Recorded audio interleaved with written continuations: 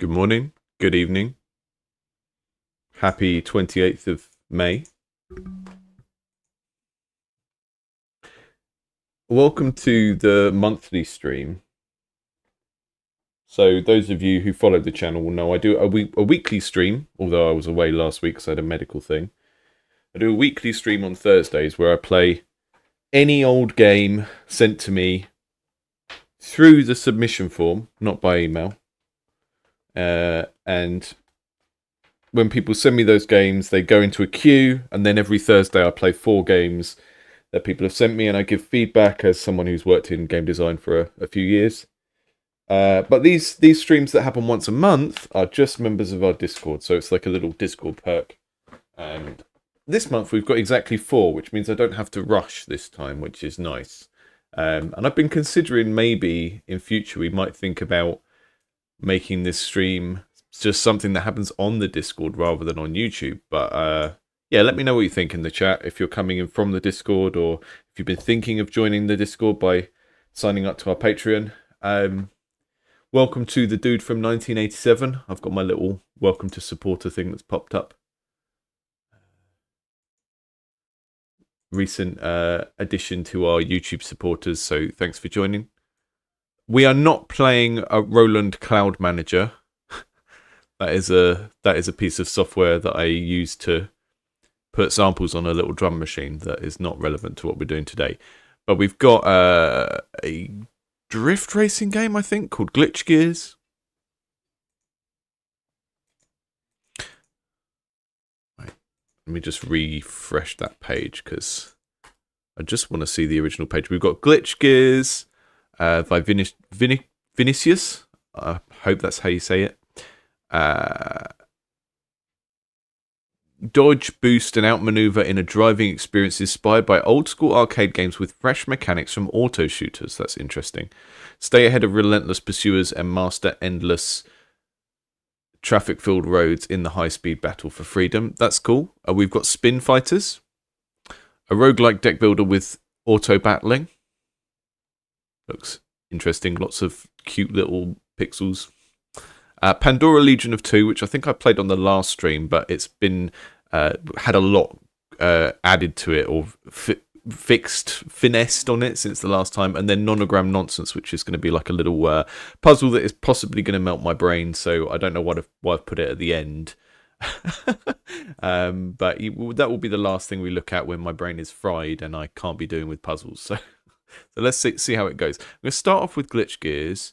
Always interested when someone says this game is this mixed with this, because, you know, from a design perspective, you want to see what those things are doing together, and are they just put together for novelty, or do they actually combine to something better than the sum of their parts? So let's have a look at this. Very much appreciate this. I have never seen this in a driving game before. That you can have you can set the traffic direction to what feels natural to you. Now in the UK we drive on the left, so I'm going to set it that way round.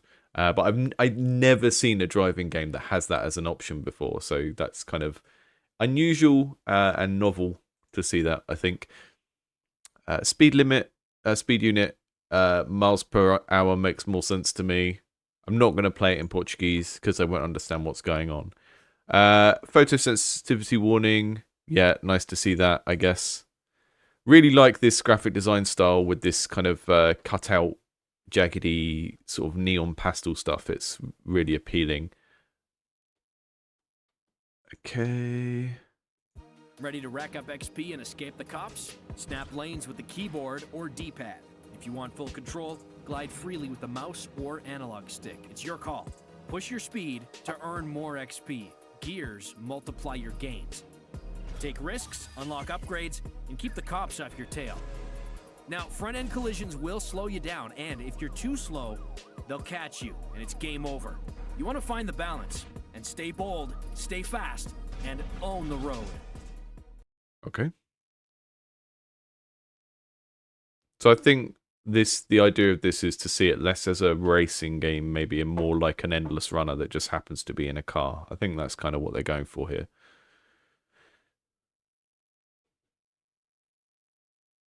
Let's take a look.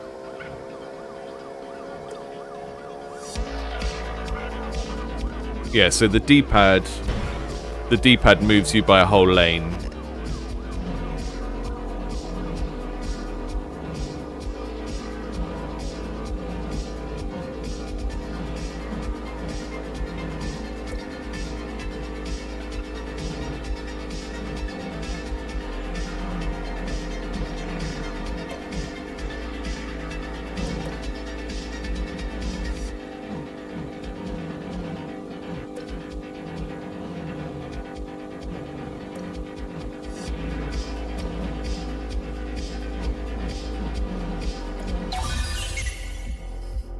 Interesting so far. So one of the things I'm already thinking about is because we've got the traffic going in the two directions that it actually would go, is there a better side of the road to drive on? Because at the moment I'm in the middle and I'm alternating and I can't tell, and I do wonder if people would naturally end up feeling like there was a side they preferred driving on with the traffic or against the traffic, and I wonder if that kind of affects the perceived difficulty or anything. Split strike, throttle, firewall. Reduces the speed penalty by 1.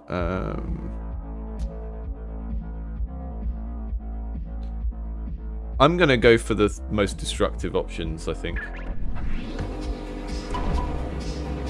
Yeah, Subway Surfers, but it's got some, this kind of thing where you get a kind of Vampire Survivors type level up that then gives you like a Wipeout style or Mario Kart style thing that knocks things out of the way, which is quite nice. And you've got like a bullet time power up you can use as well. That's what that kind of A prompt is there with the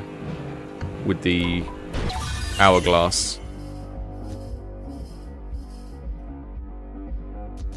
A digital locomotive that tears through a random lane, obliterating everything in its path.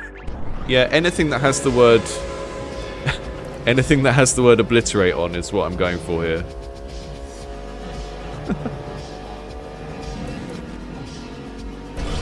Oh.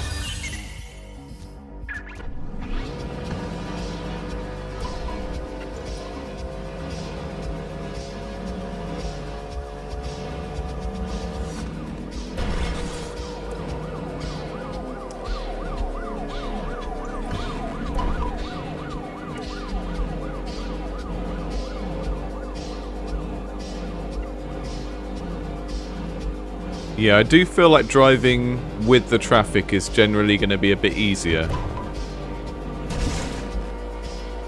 He says, and then immediately crashes into something. Do you level up faster on the right? That would make sense, wouldn't it? Oh, let's try again.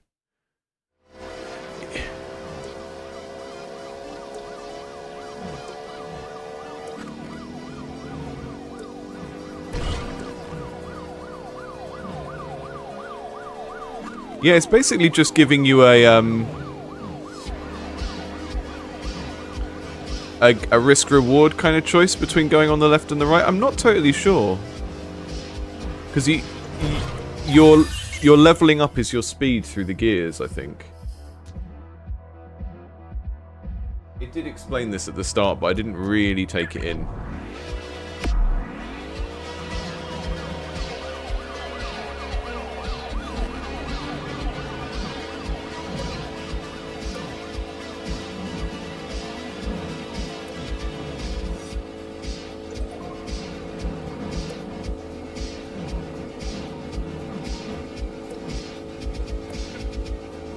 Yeah, oh yeah, we're getting an oncoming lane bonus there.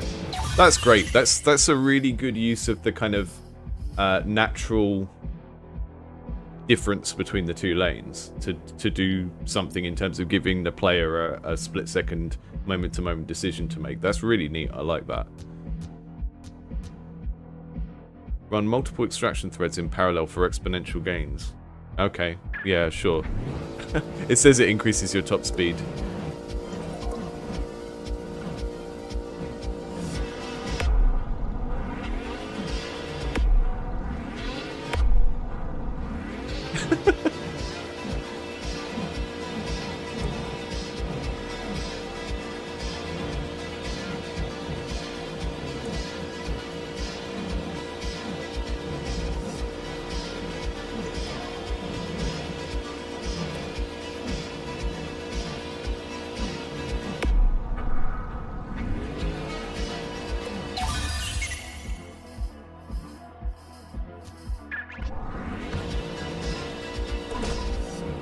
So that bowling ball launches, and then it will recharge after a while. There's like a little recharge for it down at the bottom.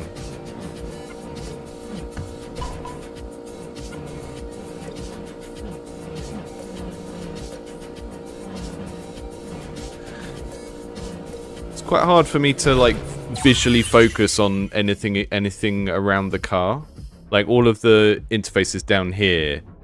And again, this is like a big screen, small screen issue. Sometimes I find even with a curved screen, there's if I'm looking at focusing on an area of the game, because that's what I need to look at to play, then other areas become quite dead, and like the bottom middle bit where the car is like the dead spot in this game, because everywhere you're looking is kind of up around here. So I don't think that's necessarily a call to say this stuff is in the wrong place, but it doesn't work for me right at the moment.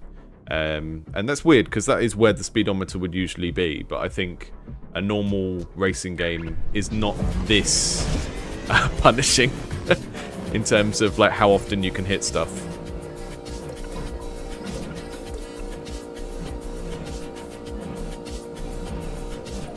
It's great though, so much of the stuff that's happening in this game is a really neat combination of things.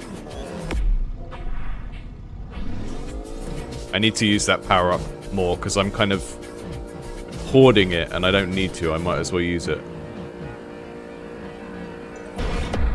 Ah! I think I need to invest in the recovery power-ups for now while I'm not doing great.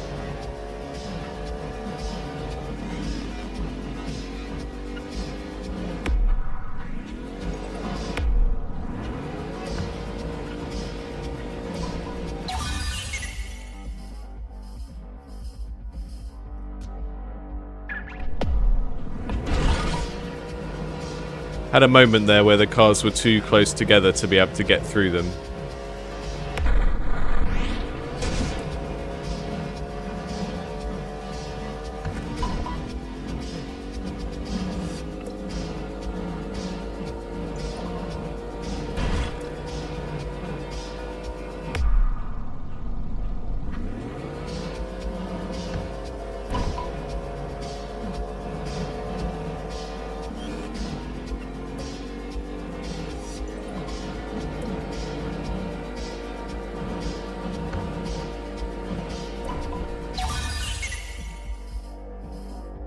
We get the throttle EXE because that's the like stabilizers, training wheels kind of power up of this game, right?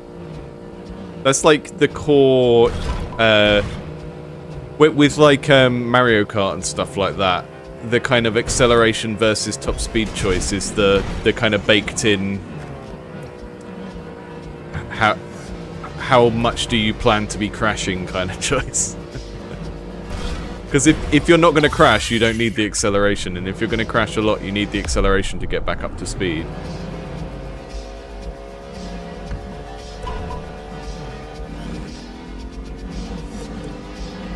That was great. Yeah, that was better.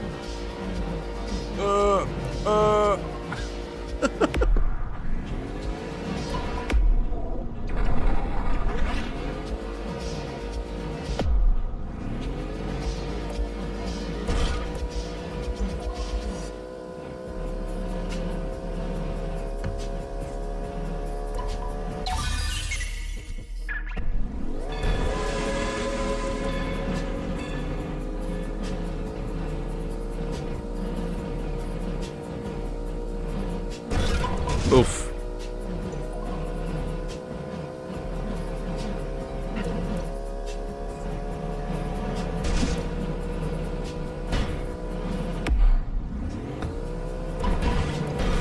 Oh.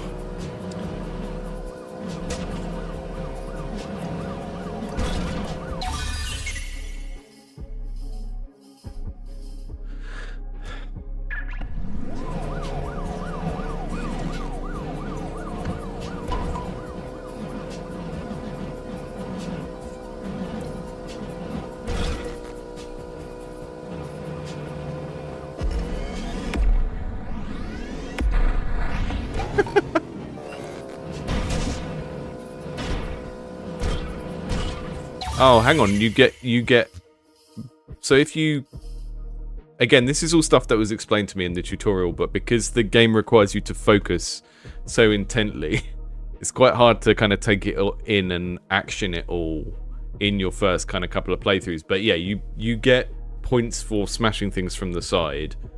You don't get points from hitting things in the back. Obviously, that's a head-on collision. So head-on collision's bad, but driving into things from the side and shunting them is good. And I've been getting points there from bashing the cars on the side where I'm going with the traffic. I wonder if you get more points for bashing the cars that are coming towards you.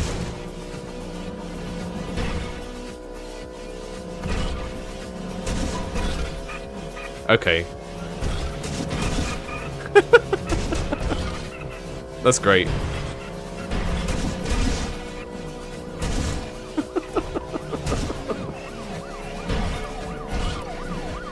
Almost impossible to hit the ones that are coming towards you.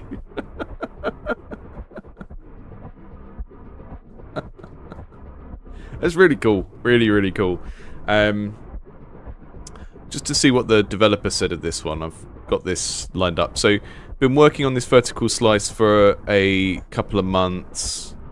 I know it's not your kind of game, quick reaction based, One specific thing I'd really appreciate your feedback on is how to introduce players to the control scheme, especially the mouse control option. Okay, I'm going to try the mouse control then, because I've been playing it with the controller. I was just playing it with the D-pad because that felt like I was making a step-by-step incremental decision to move between lanes.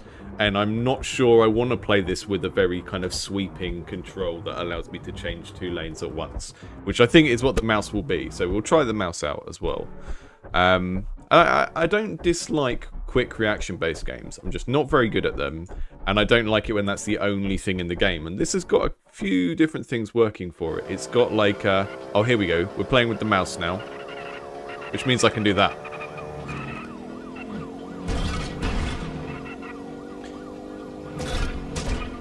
I don't like games that are reaction-based games where you're not really making any choices, and where it is just a contest of like, can you do this thing, right? So something like Rock Band, a lot of rhythm games, it's just like, can you press this exact button at this exact time? And a lot of those like Getting Over It with Bennett Foddy type games are a little bit like that as well, because everything you come up against, you really just need to kind of do it until you fudge it, right? I don't have a problem with Twitch-based gameplay in general. I really like it when it's good and it gets you into a flow state, which this is doing very, very well. But also having this interrupt where you get to pick things helps to calm the whole thing down for me, because this is very, very intense and you do need breaks. And like you'll see, I basically can't speak while I'm playing the action part of this game, right? And that was the first studio I worked in. That was kind of one of our tests that we used to do with action gameplay. If you're trying to make a game casual, then if you can't hold a conversation when playing the game, it's probably not a casual game. You know, that was one of the tests where you just sort of like play the game and try and chat at the same time. This is a bit hardcore, and that thinking of this in kind of the age of streaming, that can be maybe not a great thing, but you don't know. I mean, there will be streamers that are capable of multitasking and can talk and play this at the same time. But at the moment, I'm finding it a little bit difficult, or at least to focus enough to do well and play at the same time. Yeah, it's giving Carmageddon, but it's got this... I quite like that, you know, Carmageddon had this very sort of edgy, sort of ID software, almost metaler kind of aesthetic, and this is going down the Carpenter Brute synthwave type thing. And having all these kind of neon pastel colours and stuff sort of take the edge off the violence a bit, which I think is probably wise. Reactivate power-ups faster. Okay, we're going to get that as our first thing, because then we're going to get loads of value out of it throughout the course of this play. If playing with the mouse doesn't mess me up. Although, that kind of motion of swinging the mouse left and right to shunt things feels pretty good, so... You know, the dev said, try and play it with the different controls. That, like, my gut feeling was I wanted to use the D-pad, I wanted to press the button once to move once between the lanes. But actually, this very kind of swinging, sweeping motion works for me better than I thought it would.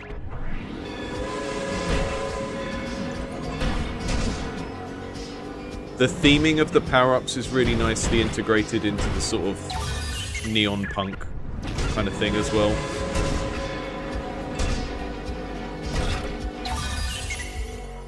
Really just great overall kind of creative direction on this.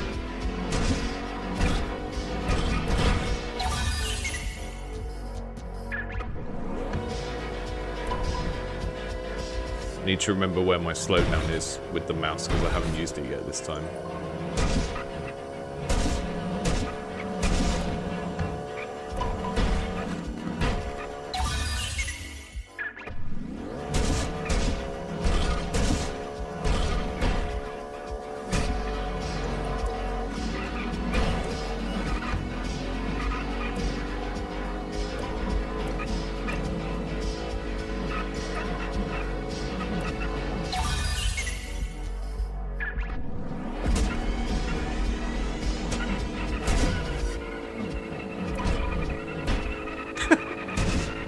I think you need a way to stop players doing this, because whether it's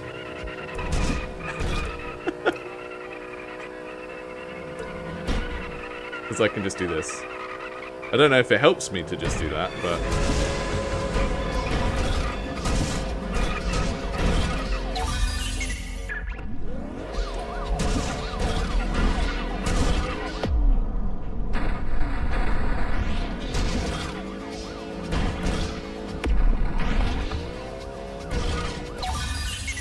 I think after the player does something wrong, like hits something the wrong way, it might help to have a little bit of recovery slowdown, just a tiny half a second of it.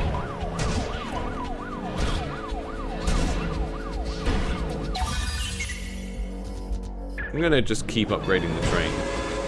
Because last time I wanted to see the power-up, so I was kind of getting one of everything, but usually these things are balanced so that leveling one thing up loads is better than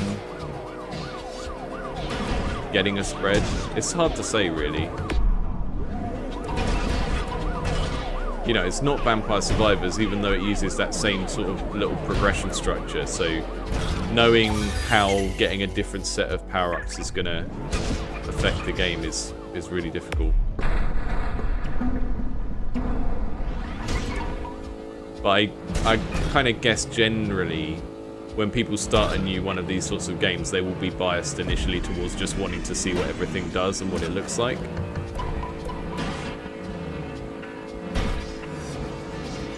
I do think when you have a game with like selection of power-ups and stuff like that, when you're at the stage that this is now, where it's got a playtest on Steam, it would be good to have some sort of data tracking in to see what people choose.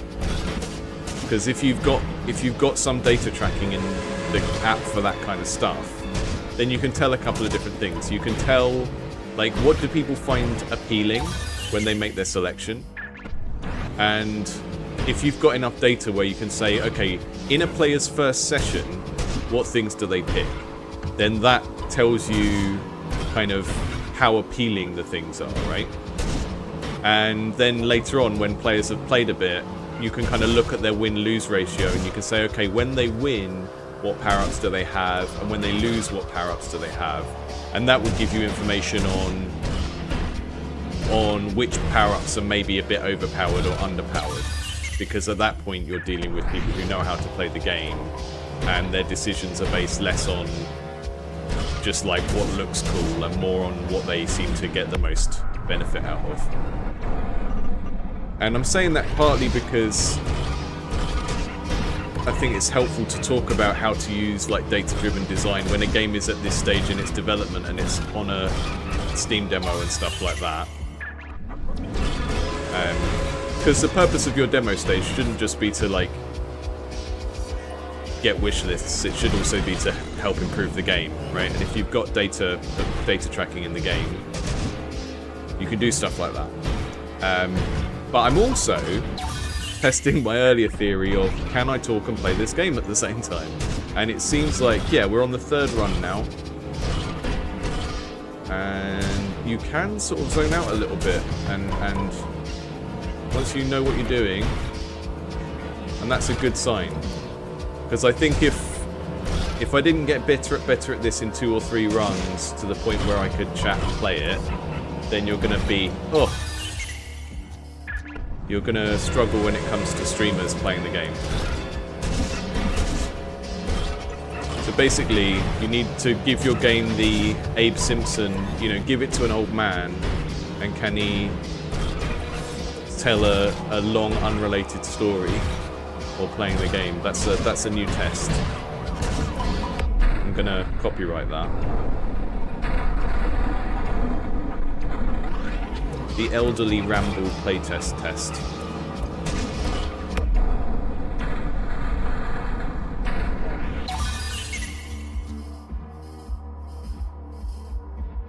The lose state of this is just hitting too many things so that you slow down.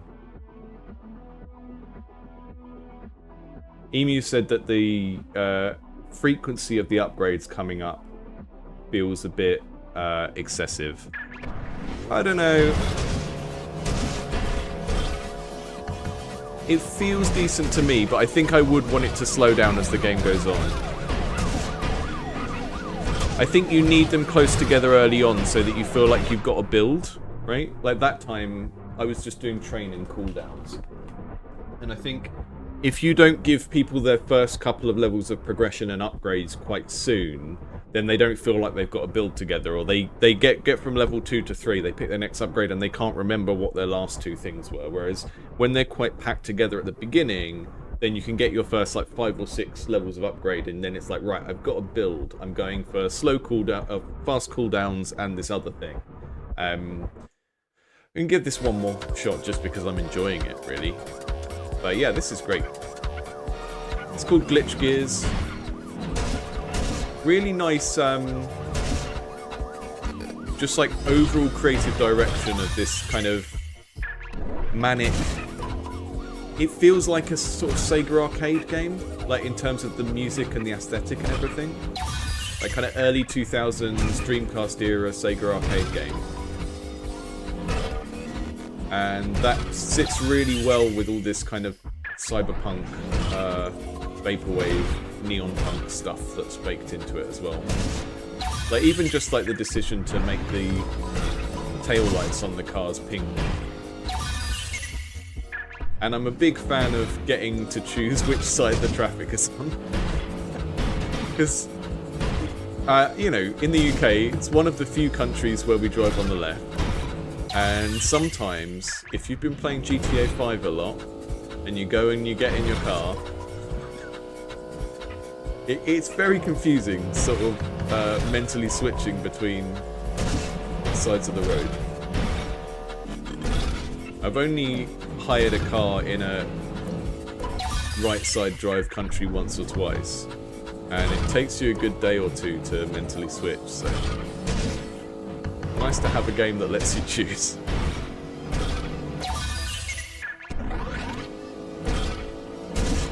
It'd be funny if that was just part of the level select though, right? Like you chose which country you're driving in.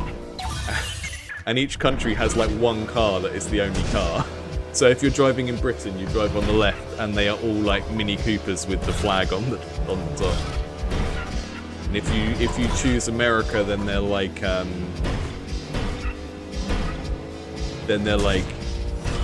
flatbed trucks, and you drive on the right. But yeah, in terms of the pacing of these upgrades, I think they could probably slow down a bit later on, but again, it's all down to how much you accelerate, because the acceleration or the speed that you pick up is the accumulation of your XP in this.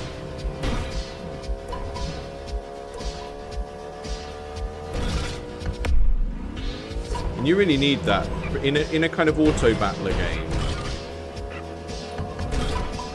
You do need some sort of way to slow down or speed up the accumulation, because that's what makes it feel like you're actually doing something. Like, I talked before about Vampire Survivors type games, and if you don't have the thing of like picking the gems up off the floor, then it kind of loses a part that makes those games work. which is like making little risk-reward decisions about how quickly you want to progress.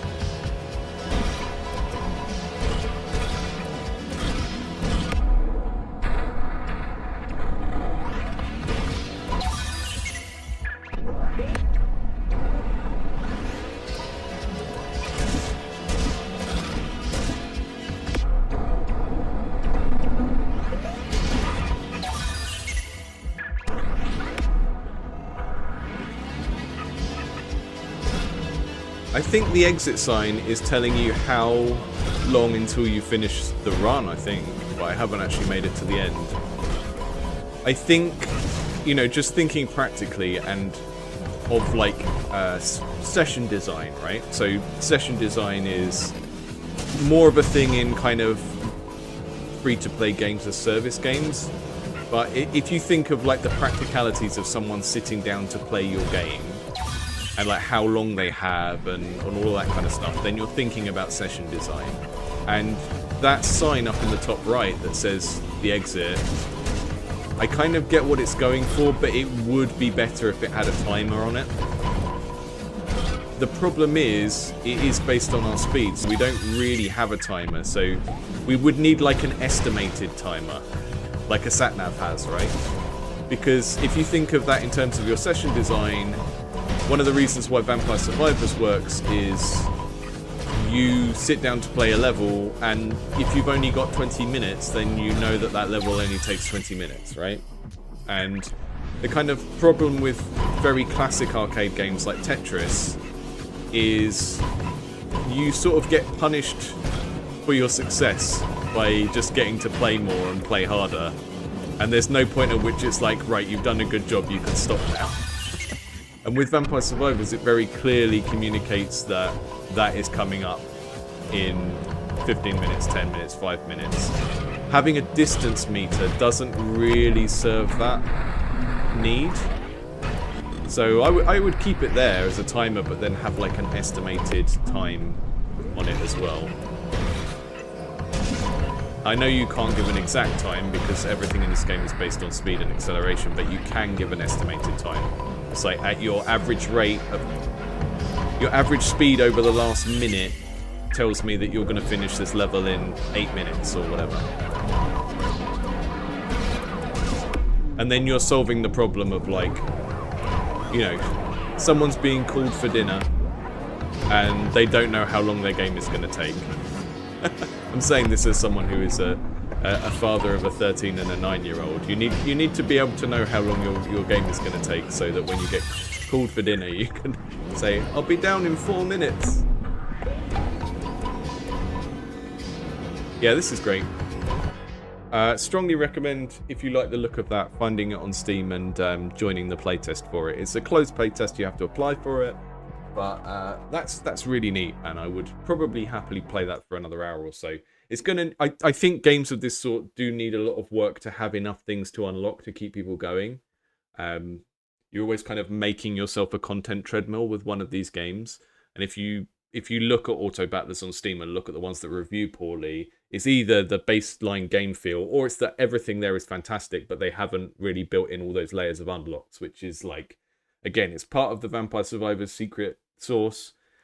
People don't get it when they first see the game, but that game is full of loads of things to unlock, and some of them are visible unlocks where you know what you're going to get because you can see it in a shop. Some of them are mystery unlocks where you can see something's there but you don't know what it is, and some of them are just total secrets that come out of the blue. And a game of this sort where people are just doing a run that's very similar over and over again, you do need that to kind of keep it fresh and give it a reason for people to come back. But as a kind of core game of like just playing that for 30 minutes, that's fantastic, and I really, really think that's a great great little game. A mini map of the track, maybe. I mean, the exit sign makes sense kind of thematically, right? But a mini map would just be a line, because I don't think the track is really a track in that sense, you know.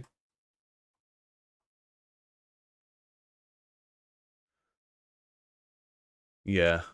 It would be nice to have a few moments where it calms down a little bit so I can look around. I think the symbols for the power-ups and the recharges on the power-ups Just having them on the car feels not right. I don't know. It's like you don't want to clutter the edges of the screen, but I'm kind of looking up at the top sort of half of the screen is where I'm looking for most of the game. So putting the power-up recharge things kind of around the edges of that might be better. I just really feel like the bottom of the screen in this game really is a dead zone because it's not where you're looking in order to make your reactions. So there is definitely some kind of positioning things about the UI that could be better in that, but they're very, very small things. Okay, second game, Spin Fighters, which I need to download. A roguelike deck builder with auto-battling, asynchronous PvP. Okay. Am I going to be able to do that? Is there a bot that I can play against? Fusing ideas from games like Luck Be a Landlord, which I still haven't played, but people keep referencing, and games like The Bazaar or Super Auto Pets. Every spin draws up to 20 cards from your deck to permanently increase your fighter's stats, improving the output in combat. Draft cards to craft your deck, augment to improve your spins, tactics to give an edge in combat, and choose a spell to define your fighting style. Okay, cool. So I think this is going to maybe have that kind of slot machine type quality where you sometimes you get to kind of draw more cards than other times, which is a feature that I really, really like in deck builders, but we'll see. We'll see how this...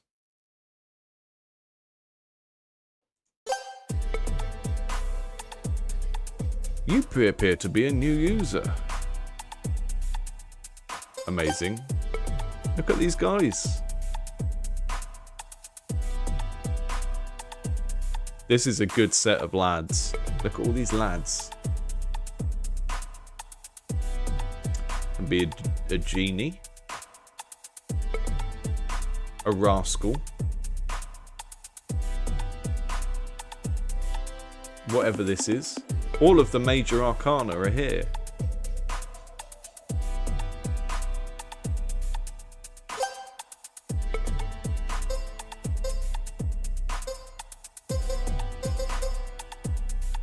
Beef. Beef the Minotaur.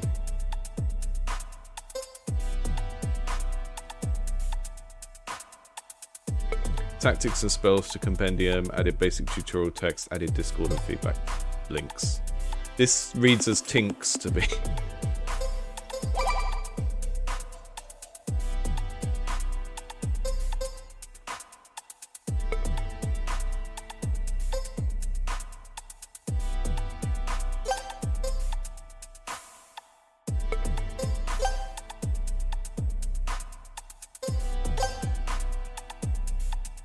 Draft a card. So I've got to win 7 things and not lose 3 things. And these are my combat stats that are derived from my cards. I draft a card and then I spin from my existing cards. And I think maybe each time, because this is being presented as a slot machine and not really a deck of cards, the cards that I draw are repeatable. They don't kind of come out of the pack, right? So this is one of the reasons why the kind of metaphors you use can be more or less useful or confusing, because the metaphor of cards indicates that once I get a card, it's not there anymore, right? Whereas if we are drafting tiles onto a slot machine or onto the faces of dice, then they stay there, and each roll you make, they're still there, right? So already using the metaphor of a card is confusing me slightly, because I'm going to draft a card and then I'm going to spin. And it's like, well, what is this? Is this a slot machine or is it a deck of cards? Because a deck of cards changes over time, right? And, you know, you can take a card out of a deck of cards, use it, and then shuffle it back into the deck. But that is generally not what people are used to doing with decks of cards, right? So maybe it's something else. Maybe it's just this word needs to be something else. But let's see how it plays. So Ghost, Archpriest, or a Shield. I'm gonna go heavily into just role-playing what Beef would have. So I'm gonna go for the Shield. Spins produce stats based off the cards in your deck. Once you exhaust all your spins, you will proceed to combat, okay? Spin. interesting. This is going to make more sense once I've got more cards, because at the moment it doesn't. Archer. Beef doesn't care about magic. He's a muscles and axes dude, you know. Meaty triangle, that's beef through and through.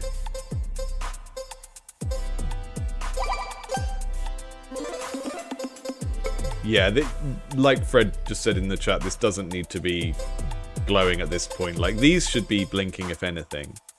I've got 50 gold. I don't see how the gold comes in yet, because these don't seem to cost anything. Just go for rounded, so we'll get some speed as well.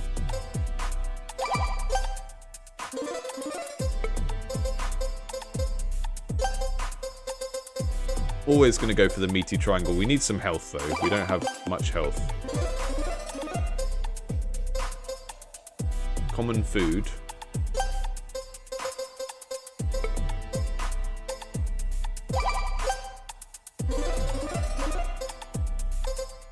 A meaty triangle is just the best item that you can get, I think.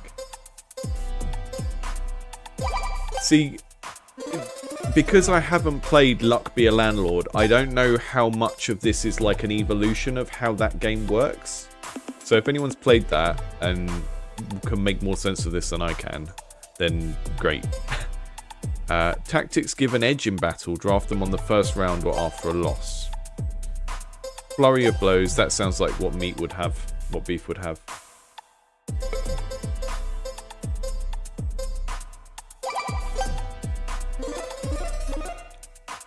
Yeah, the music needs to either be like 8-bit fantasy or casino jazz, or ideally something that combines those two themes, because at the moment it feels sort of like it's like the opening music for a corporate presentation or something.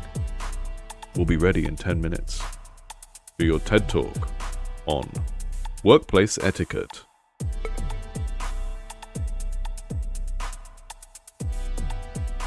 If you work with a Minotaur, it's generally considered antisocial to ask to touch their horns. Right, enter combat. So in terms of the overall interface and what this is doing at the moment, okay, I'm out of spins here. Spin 8 out of 8. But it took me a little while to find that information to understand why we'd reached the point where we need to enter combat and we can't spin anymore. And I think a lot of these things up at the top, one of the things we tend to do when we're early in developing a game is to use numbers when we should use icons. Right, so I would find this much easier to read if losses was 3 red hearts and you lose them, and if wins was like 7 black trophies which become gold. And the same with the spins. If this was like a bar of 8 blocks that filled up and then led to the enter combat button, because this and this are related. The spin and the enter combat are very, very closely related, but they're kind of separate from each other here.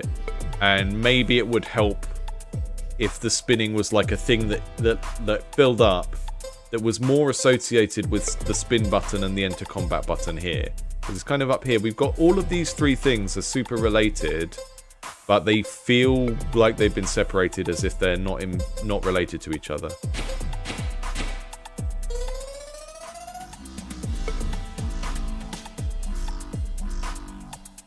Okay, yeah.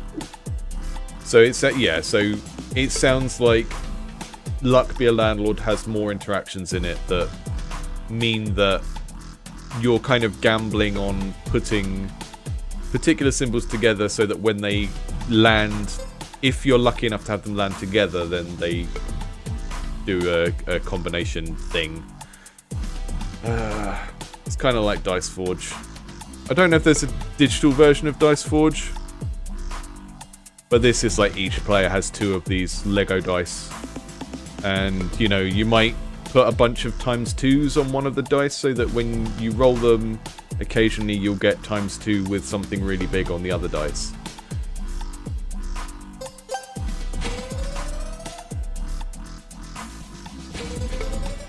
But I killed them. I killed the bunny.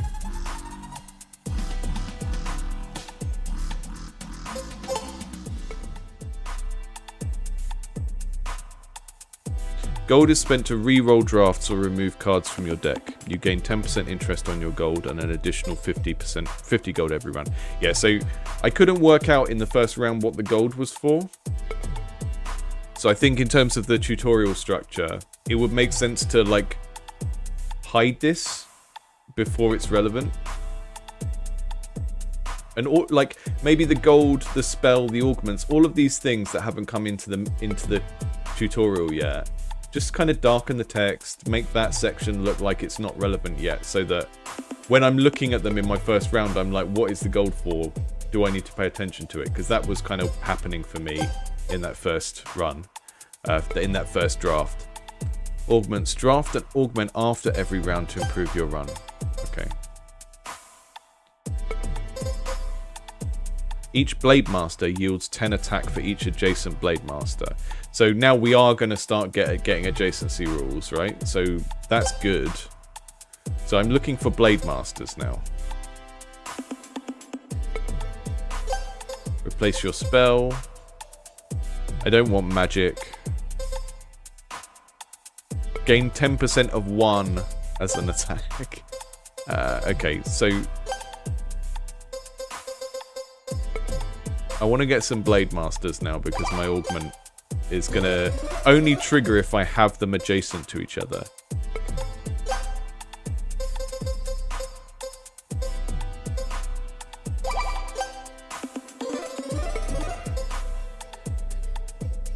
So Frederick in the chat, there's no reason to choose one thing over another, so you could see the next battle, you would have something to base your drafts on. Yeah. I feel like auto battle type things, I don't know, I do play a lot of them, but I very rarely am I ever focused on what the other players or what the opponents are doing. But we are starting to get some adjacency rules here. They're mostly based on selecting things that are the same. So Spirit Dancer needs an adjacent spirit.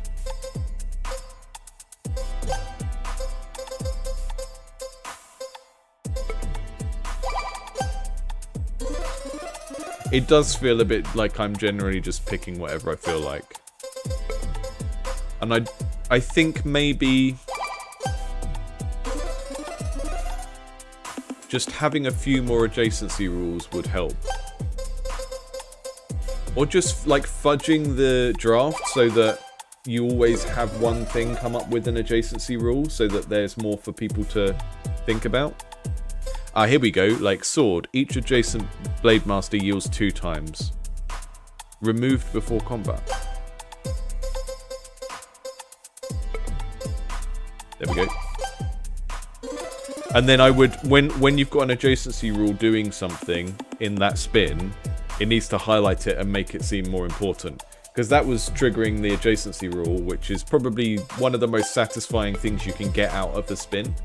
So when we spin and it all goes and you get all your stats out of the spin, if you're getting extra stats because an adjacency rule was triggered, I would make a big deal out of that. That should be where the fireworks live after that spin, you know?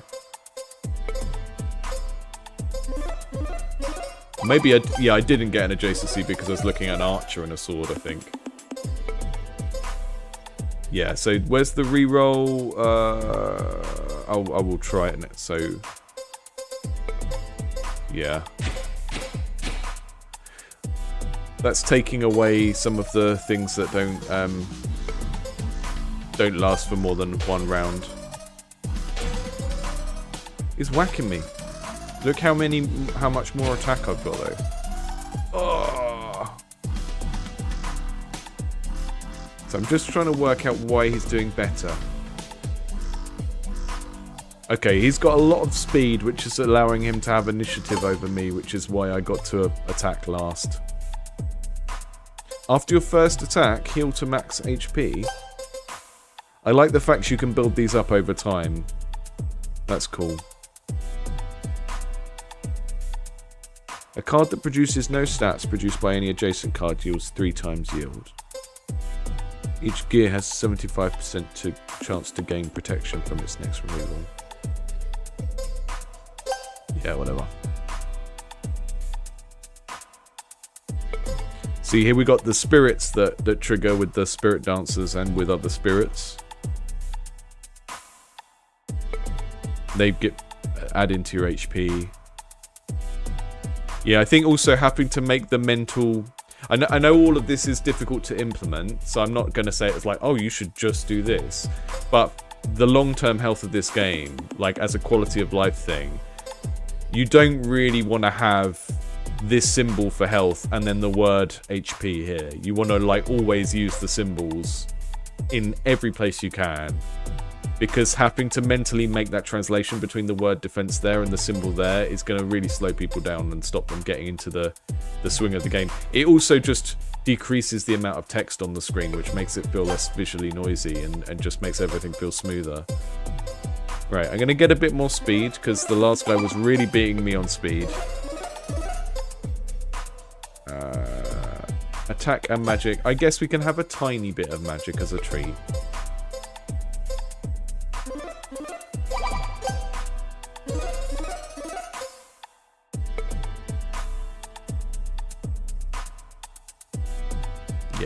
Yeah, we've got tooltips on them. Circle food, armor suit.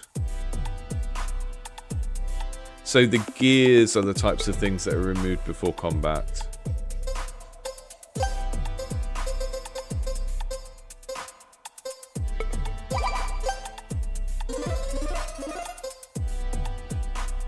This is overall. This is feeling pretty decent to me now. I think there are a bunch of little kind of quality of life potential improvements to the UI and stuff, but once you start building something where there's a bit more kind of interaction between the parts, it's pretty neat.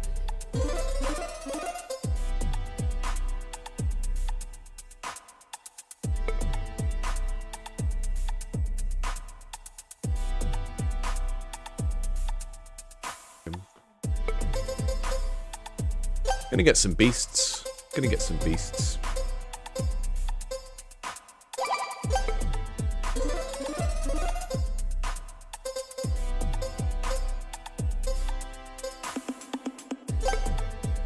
I like the idea of chefs interacting with food.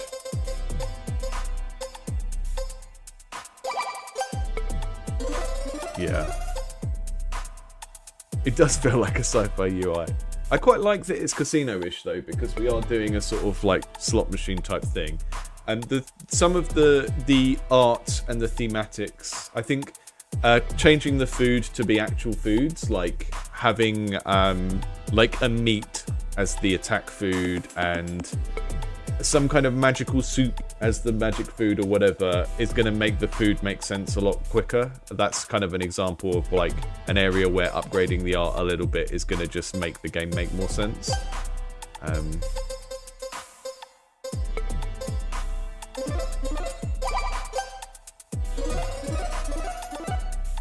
Look at all that health. I'm going to smash it this time.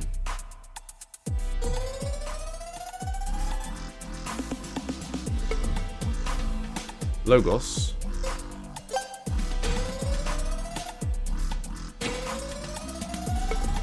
Oh my goodness.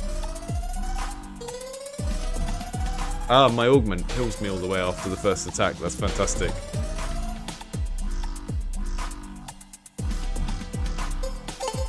Okay. Lots of combats where no one dies. I guess that's the point though. I think that's just generally how it works. After you attacked, gain defense equal to 40% of the damage taken. I think these two together might make it a bit broken. Because after my first attack, I heal all my life back. And after I first get attacked, I get like a massive damage boost. Let's go for the one that's going to give us more uncommon cards. Replace your spell.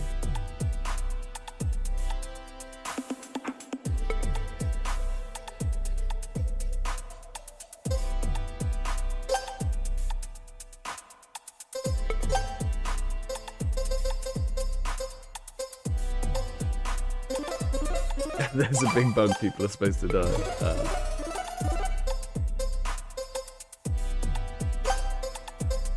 I think it's definitely passing the enjoyment test. Like, I'm generally enjoying what is going on here. There's a bit of friction in terms of like understanding some of the stuff, and I think some of these more abstract things could be a bit more fleshed out. Like, I would resolve replacing the triangles and the foods before worrying about like making any of the art look nice, because these don't work very well as a kind of mnemonic to help me remember what they do in the game, you know? A guardian or a demon?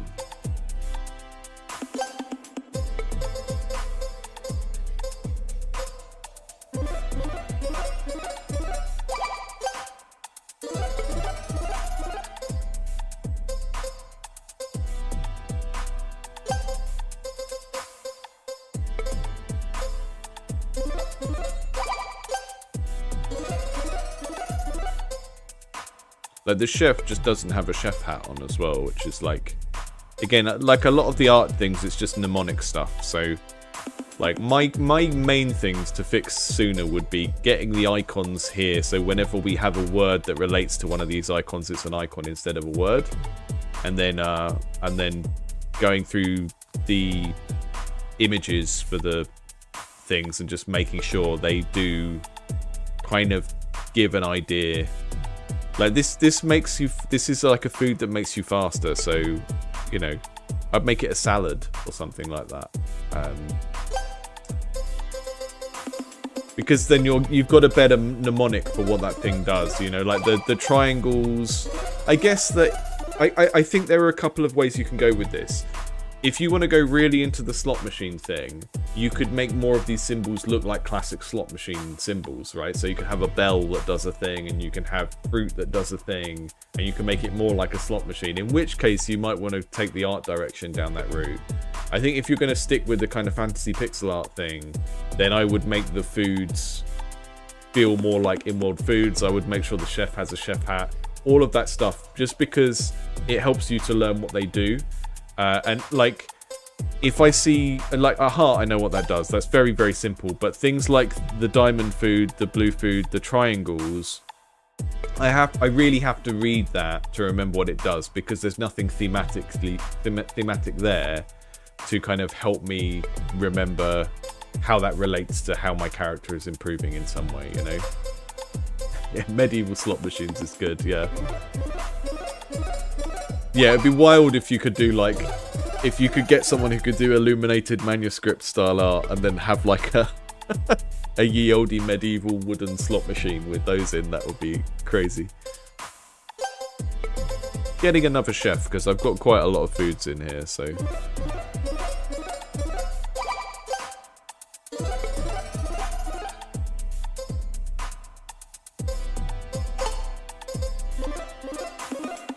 I haven't used the respin yet. I'm gonna do one more round and try and check where that respin mechanic is, because I know it's there, the devs told us it's there, but I can't quite get my head around where it is or when to do it.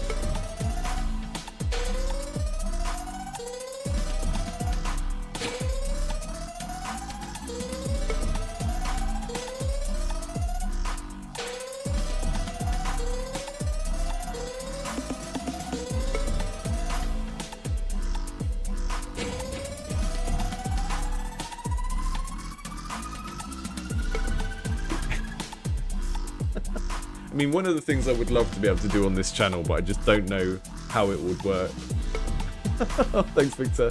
One of the things I would love to be able to do on this channel, I'm not sure how to do it from a practical point of view, but if there was some way I could matchmake people, right? If there's an illustrator who is watching this that thinks they could take this entire game and be like, here's a bunch of art, then like, because I think the pixel art's charming. I think the theming is charming. I like being a little fairy or a minotaur or whatever. But yeah, like people said, the different size pixel art, it kind of... I think people are quite tolerant to that now. But it's just a case of whether it is the absolute best thing you can do, you know?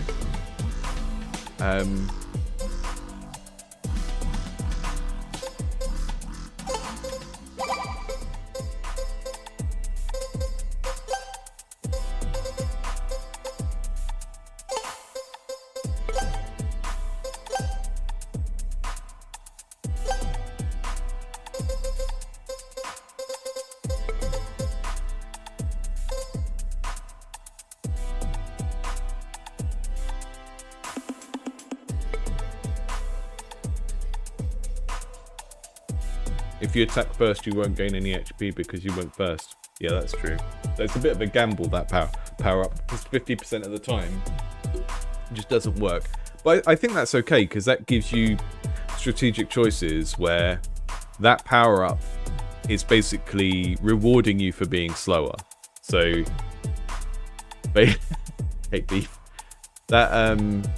That power up, as you say, Jerry, it doesn't work if your character is faster than the other character. So it's sort of like, if you pick it and it keeps not triggering, then that causes you to think, and it's like, well, actually,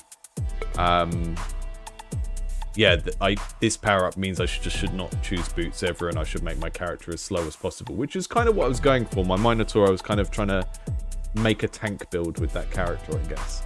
And all of that is to say that this game already has some stuff which is kind of missing from these types of games when I see them often, which is like, these are build-based games, and if as a player I can't sit down and kind of make a little thematic link between the kind of character I'm playing and the set of stuff I collect to make that character, even if it's just like, oh, I picked a meaty character and I'm going to make them a tank, I'm going to give them lots of health, and I'm going to focus on being able to take damage, right? You need to be able to, as a player, like, some people don't care about theme, right? But if you think of theme as a way that players understand the game, and a way that players remember all its components, just being able to say, okay, I picked the avatar that's a wizard, and I'm going to focus on magic, just really, really helps people to kind of narrow down the decision space and feel like they have some choice over what they're doing. And I've played so many of these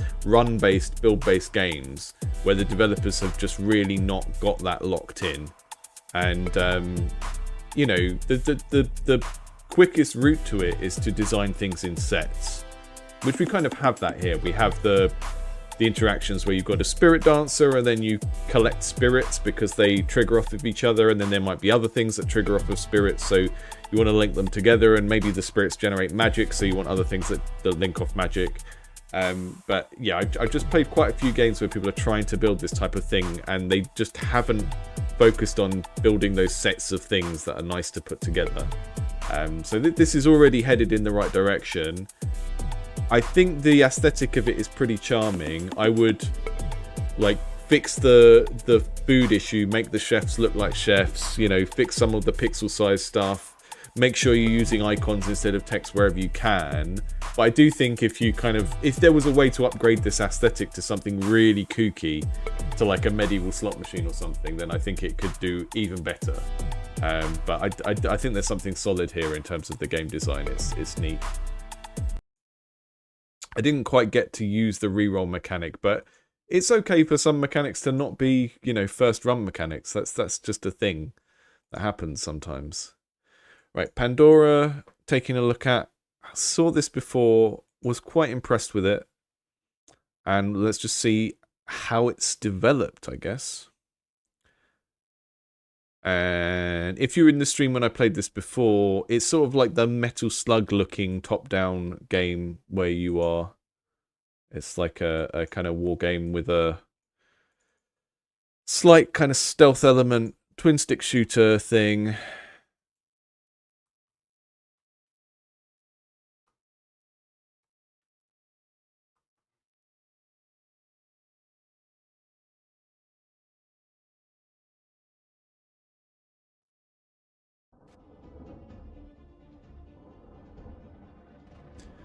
Fascists are establishing tyranny. The world needs you. You can be a hero. They captured your best friend. Liberate all resistance fighters. Defeat all fascists. Okay. So, one of the things that I know the developer is looking at the moment in this is kind of the way that it's tutorialized. And I already had a bit of a problem there. I don't know if anyone else saw that, but as a player, itching to touch buttons, do stuff, I touch the buttons and the first instruction that was on the screen has already gone away, right? So that's kind of a problem because it could have said something really important. And it may be that I did the thing that it said and that triggered it going away, but let's just restart so I don't miss it. Yeah, so in that last game, we may need the re-roll button to be more kind of clear and present because I sort of kept forgetting to even look for it because I didn't know where it was. It might be because it only contextually comes up at that moment, so... Okay, I think I just missed that tutorial step. Now use the dense woods to surprise the fascists on guard. Better get one of their pistols. So we start off without any weapons, and we sort of have to ramp up by getting the weapons off of the guards.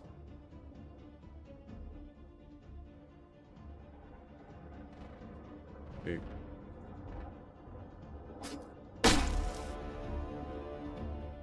C to pick up weapon, Y to switch to pistol. Right, is there a reason why we need both of those at the same time? Because at the like, I can't do Y, right? I can't do Y because I don't have the pistol yet. So I can press C to pick up weapon. So this text box is related to this Luger here. And I think a quick UI fix to make it clear what's going on would be to have a little arrow coming out of it and have it kind of clearly marking the thing. We've got the relationship between the yellow text and the yellow circle. But when I'm standing here, the text on the screen is saying press C to pick up weapon, and I can't because I need to be over it. Which makes sense, but there's some kind of UX clues missing there a little bit. This has 8 bullets, you have unlimited magazines, but you will reload when the magazine is empty, okay? Hold down left mouse to increase focus. Focus improves your accuracy and damage. I will focus. The size of your crosshair shows where your bullets will spread. Right, and this is a relatively unique mechanic that I like about this. You can move and shoot with the pistol. Press R to manually reload. Stand still to reload. Obstructed, out of range. Okay.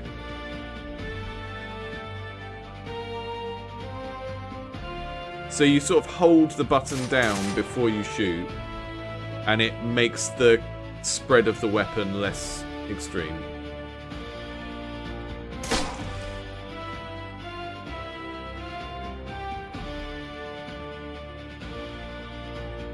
One of the things I find interesting about this game is that it sort of makes using keyboard and mouse for a twin-stick shooter would usually feel quite bad to me. And I'd rather be playing it with twin sticks, as the genre name suggests. But here, because we're sort of like putting the mouse exactly where we want to shoot rather than in the direction we want to shoot, which is how a twin-stick shooter normally works. It's like, in a twin-stick shooter, I'm usually choosing my direction rather than my target. But here, I'm choosing my target, so I can put the mouse on him first, walk around, and then start blasting. Which, I don't know, that works pretty well for me, and it does make it feel like this strange middle ground between a twin-stick shooter and something like the old kind of Commandos games, which were more like top-down tactical games rather than a action reflex type game. I do think the tutorial design of this just needs more chunking. I think anytime you stop the game and you're sort of showing people multiple pieces of information, like this, then this, then this, and you're not letting them play, is going to turn people off, you know? And it's not so much that it's a bad way to teach, because sometimes you just have a lot of information to get through, but if you just kind of turn people off in the first level and they don't want to play anymore because you've made them read loads just to tell them how to shoot a gun, right? And there's like a there's a mismatch there between the types of players that want to shoot a gun and the types of players that want to read, right? If this was Crusader Kings, people would be okay with reading a couple of pages of how things work. But in an action-based game that is about shooting and soldiers, you probably need to get there a bit quicker. Crouch behind cover.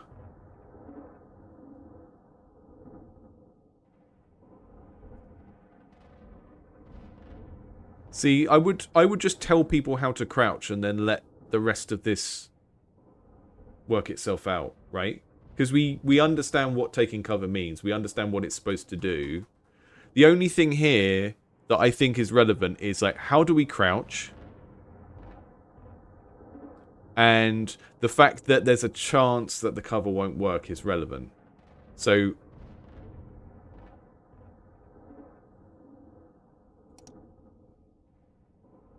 you're always safer behind cover. Flank enemies around their cover. Shooting or moving makes any unit behind cover vulnerable.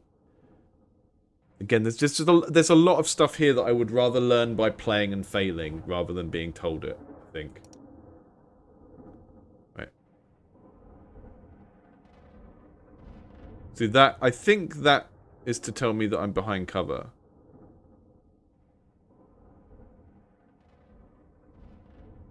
So I'm standing up there, and I move behind the rocks. And then I'm behind cover, and my guy ducks, and I get a little thing that's a shield. And I feel like the ducking behind the thing is enough to tell me I'm in cover. I can't quite work out why I'm in cover when I'm there, though. Because cover is, like, relational and directional.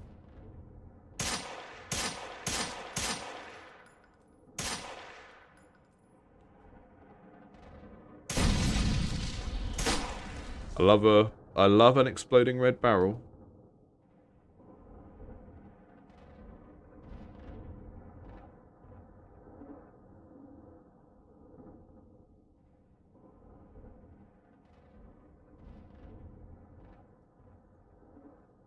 Yeah, I feel like that shield is a bit too much. I can imagine this process that led to that shield being put there, right? Whereas, like, people don't understand the cover mechanic. I need to make it clearer. But I don't think that glowing yellow shield is the way to do it. It feels a bit of an overkill. We've got so much, like, beautiful art here. That you really do want the game kind of focused on the sort of world and the kind of diegesis. And not on stuff you layer over the top of it and flash.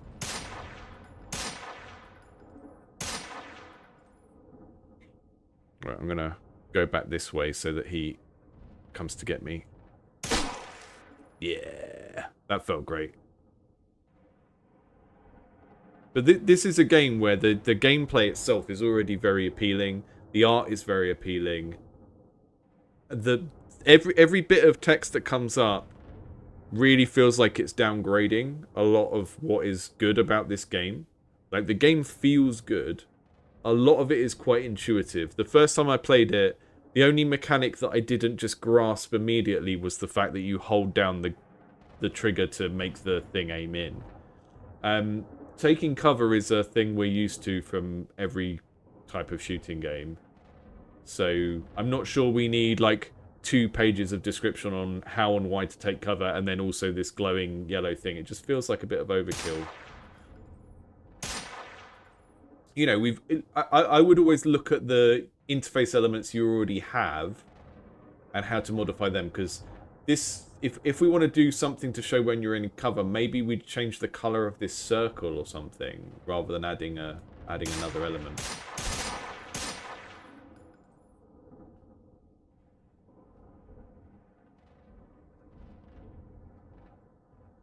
I can't remember how to pick up weapons if I wanted to now, so...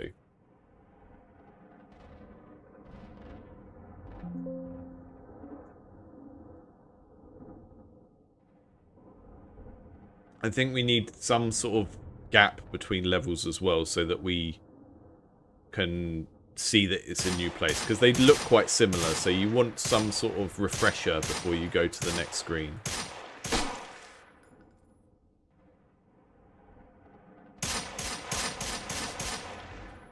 I really like the way this game kind of creates a push and pull between playing it the correct way, like the safe way of hiding, taking cover, aiming your shots, and just blind firing. It really does make it feel like kind of the sort of action choreography storytelling that happens in a war movie, because at moments you just have these kind of moments where you're just like, screw it, I'll just walk around the corner and blind fire like that. And, you know, I think that's all an action game needs. You know, if we think about the driving game from earlier, you need some core moment-to-moment risk-reward decisions about, do I do it like this or do it like this? And if both of those things feel reasonably good, then you've got a good game, right? If you have a moment-to-moment decisions between something that feels good and something that feels bad, then it's not great, right? Which is the problem that, like, auto-fail stealth games have. It's like, you play the game slowly or carefully, and you do it well, or you just don't, right? And that's why kind of games like Tenchu went out of fashion. Here, the moment-to-moment decisions between, like, going out guns blazing and just going for it and taking a risk versus sneaking, taking cover, aiming the shots properly, both of those routes feel pretty good to do. And that means, like, the core gameplay here is very strong. But I think a lot of the stuff we've seen in the tutorial that has been a problem could be solved by having context clues that are just always there rather than part of the tutorial. So if I go up to a weapon, like, the name of that weapon is not as important as telling me how to pick it up, right? So if we think earlier in the tutorial, we got a tutorial about how to switch weapon and how to change weapon. And if I want that information now, I need to press F1 and go into this, like, debug tutorial. Where it tells me... God, there's just too much here for me to want to read. So, the fix for this is, when I'm in a position where I could... Oh, I can zoom in. I didn't know I could do that. When I'm in a position where I could pick up a gun like this, we have this text. It should be closer to the gun. It should look like it's associated with it, because it doesn't look associated at the moment. And I would do that by bringing it closer, maybe putting an arrow on this thing. But just have a context clue for, like, what button do I press to pick up that Luger, right? And if I can't pick up the Luger because I've already got a Luger in my hand, then have that button, but have it grayed out. And then what you've done is just create a context clue that is always there throughout the entire game, and not something that I read about once in a tutorial and then miss, right? And I know I was saying don't add extra UI because this game looks very pretty and you don't want to add too much on the top, but that text box looks ugly anyway. So if you're going to have a thing show up with the name of the weapon, you may as well make that useful and tell me how to pick it up at the same time. Because, like, the name of the weapon isn't really that important. Distinguishing between types of guns is more important than knowing what they're called. I guess this type of game is going to appeal to a historical war type person that wants to know what the guns are, but it's still less important than knowing how to pick it up.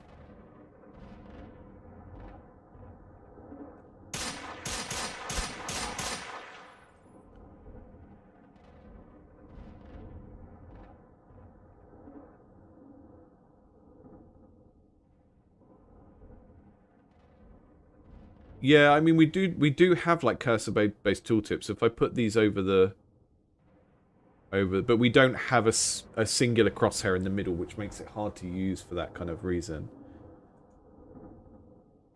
But what I will say is this game overall is one of my favorite sorts of games to see on these streams, because, like, the actual game is great. It's just like, developers have strong and weak points, and I think UX is not the one with this game, with this developer, but it's very atmospheric. I think maybe we're going to need some music eventually. I'm a sucker for, like, small world games that just have a lot of little characters moving around in them and a lot of detail. I remember the developer of this one in the Discord saying that it was inspired by North and South, or which makes a lot of sense. That was like a game I played on the Amiga back in the day, and that had the same sort of appeal. You're like taking the appeal of, like, toy soldier toys, of them being, like, little, Yeah, and cannon fodder as well. Yeah, exactly. It's like, it's not a game of toy soldier toys, but it has the same sort of appeal baked into it of like what it's about, how it presents things. It makes the soldiers like little guys that you care about. It makes them feel vulnerable as well, like the fact that this guy is so small.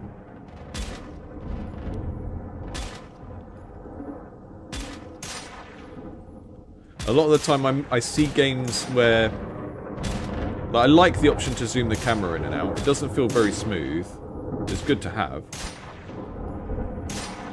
Yeah.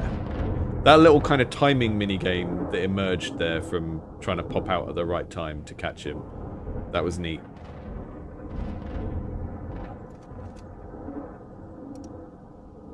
Okay. So I've got a sniper rifle. I will focus. Good to know. YZ or Y. Okay, so I can actually use the number keys to switch between my weapons. How do I get to my sword? I've got a sword. I can't remember how to use it. And I haven't been sprinting at all.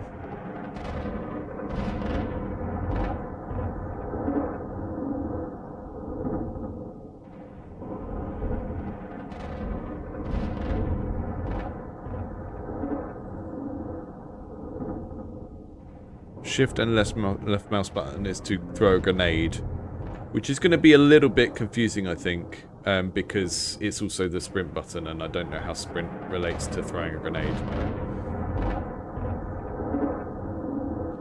See, I like being able to zoom out to see the whole level. It just gives you the context for everything you're trying to do.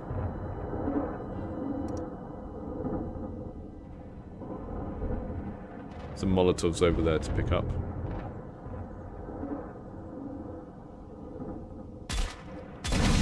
Yeah.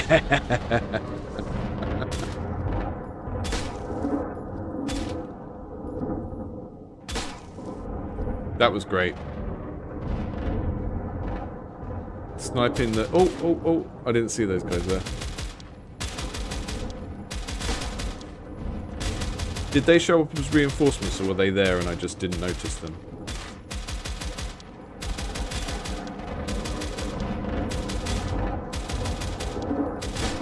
Yeah.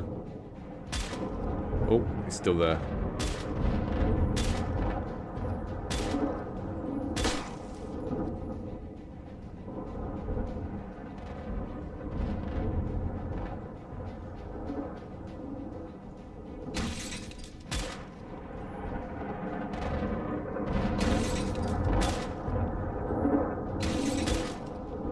Oh, I'm not supposed to... Oh, I thought I was supposed to blow it up with the Molotovs. So if you're introducing the Molotovs and the tower at the same time, it's hard not to make the assumption that they're related to each other. Right? Even though you didn't say blow the tower up with the Molotovs. But this is the thing, people are used to trying to read between the lines to some degree.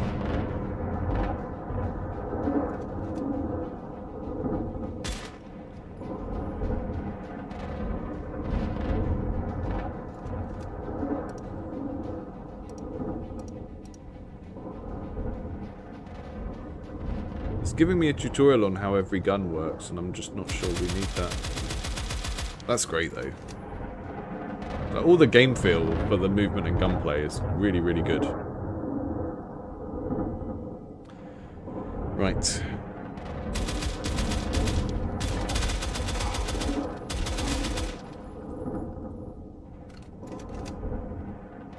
Although sniping the barrels was great, I shouldn't have dropped my sniper rifle.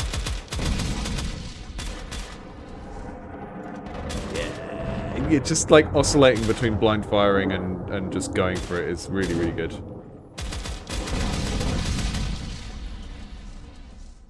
And choosing when to be careful and when to just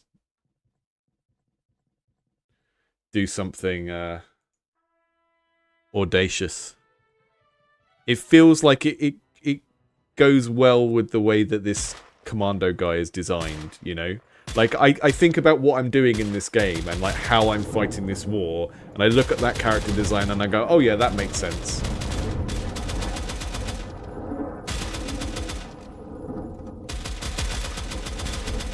If I was just playing like a random little British Tommy with a helmet on, it wouldn't make as much sense. But this is like a Rambo situation.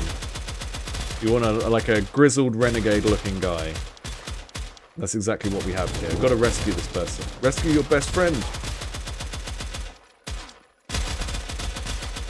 If there's one thing I hate more than fascists, it's fascists who have kidnapped my best friend. My best pal.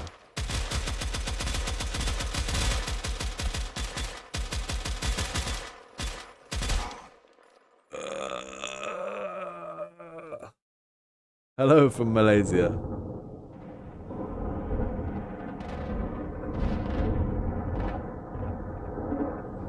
Okay, I can try that one again. I feel like I've made the game harder for myself by not keeping the sniper rifle.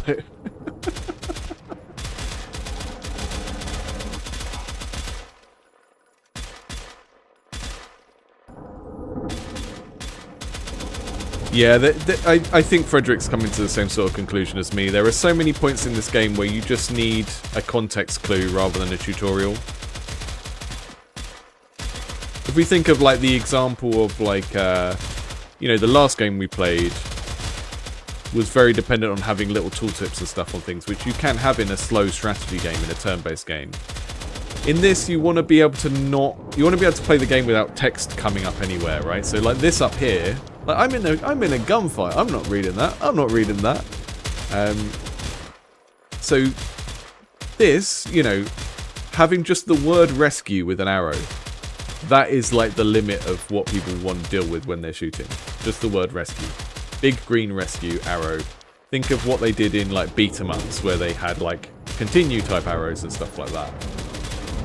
And then some of the stuff like how to change weapons, how to throw a grenade and stuff like that. I think having some sort of inventory UI which has the key on it to tell you what to do is going to help solve some of the problems. Love that little bit of slow motion when you die. Right, we've got one more game after this, but I'm going to go back to try and get a different gun. Because I think that last section is going to be easier if I have a different gun. If I switch to a rifle.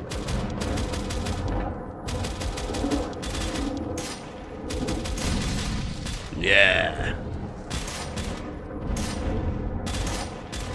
If you're going to stand next to the red barrels, I'm just going to keep trying to shoot the red barrels. Have you learnt nothing from being a video game enemy? Don't they teach you this in video game enemy school? Not to stand next to the red barrels. Yeah, I missed the sprint button at the beginning. Right. Now we've got a sniper rifle, and I think I'm going to find that last section a lot easier. I had a couple of years back on Instagram, I had a guy, like some sort of account, probably a scam, was trying to sell me firearms, right? Which is like, obviously not a thing you can get or have in the UK. And I think there's two types of people when dealing with spam. There's normal people, and there's people that want to spam the spammer. And I remember I got into a very long conversation with this person about whether they had a snipey rifle, like snipey with a Y on the end. Like, can you get me a snipey rifle? And I just wanted to see how long it would go without them correcting me. And they didn't. They just kept chatting to me, giving me details about the snipey rifle I could get. And I thought it was quite funny. I don't think they thought it funny. I think they thought I was wasting their time, but you know. Play silly games, get silly prizes.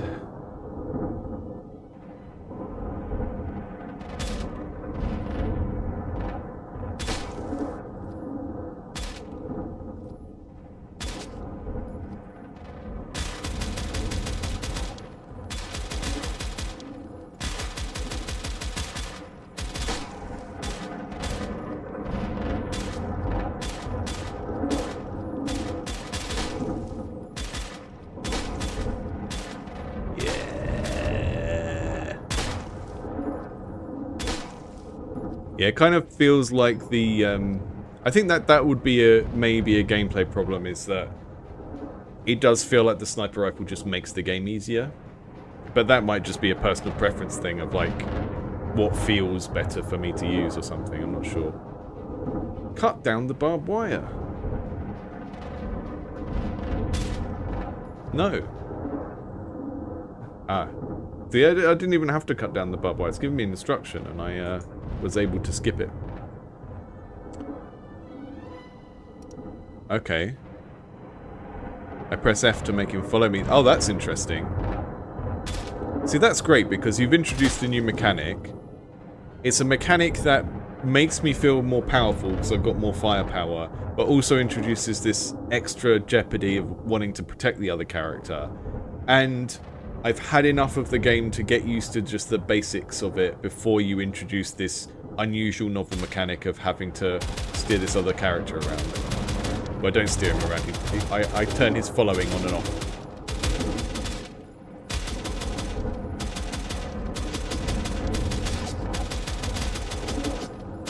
Except now he's doing so much suppressing fire that they won't come out and let me snipe them.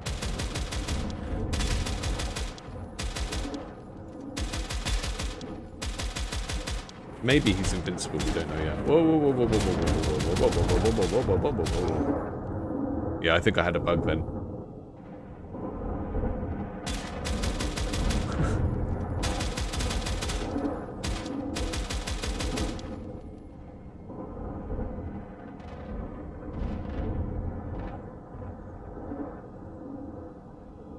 Hi Mazurai, thanks for joining. It's always nice to get new people in the chat. If you're a regular, do please do a like and stuff on the stream. It helps more new people see what we do here. Last one of the day, Nonogram nonsense, is some sort of puzzly thing. A pure logic puzzle game for players who crave challenge without clutter.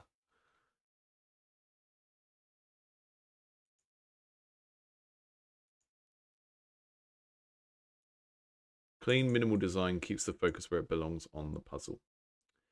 A new random puzzle seeded daily. Generate and solve endlessly. Smart generation. Always solvable. That's nice to know. Straightforward interface with no clutter. Okay. Let's see what's going on with this one.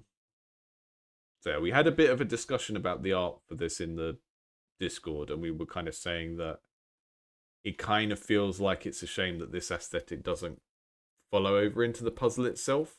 Because I know, look, when you say something like, you know, you want challenge without clutter, that's fine, right? Keeping a game minimalist is fine, but this is kind of beyond minimalist. It feels like no decision about style has been made, you know? Even just having these numbers in the same font as this would probably help. But let's see how it actually plays, because I'm not sure how I get on with this type of puzzles. But the Discord is a kind of Patreon thing, so that's why this is just a monthly stream, because it's like a perk for people that are part of our Patreon or part of our Discord, which is like a closed community. So every Thursday I do a stream that's just games anyone send me, and then this is the monthly stream that is people that are backers, basically. Play. I pick one of these. Too much choice. I don't know what any of this means. Don't make me make a decision based on something I don't know yet. Stash, fetch, hint, clear. Okay, how to play. Nonograms, high cross, are logic puzzles where you reveal a hidden picture by filling cells according to the numerical clues. Fill the correct cells to complete the hidden pattern. The numbers on the left and top edges tell you how many consecutive filled cells should appear in each row or column. A single number like 5 means there's one group of 5 consecutive filled cells. Multiple numbers like 3, 1, 2 means separate groups, 3 filled cells, then at least 1 empty cell, then 1 filled cell. You must maintain the correct order of filled or empty cells. Left click to fill a cell, right click to mark a cell with X.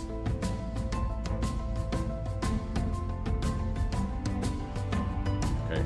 Right now we've got like adventure game music, even though we've just been told this is a relaxing game with no theme. Right, so we've got 3 here, 2 here. It's kind of Sudoku.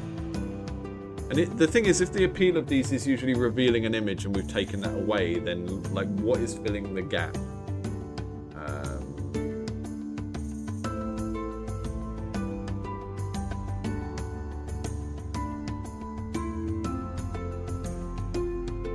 This has 4. So I guess you just start doing it and then you sort of just move things when it stops making sense.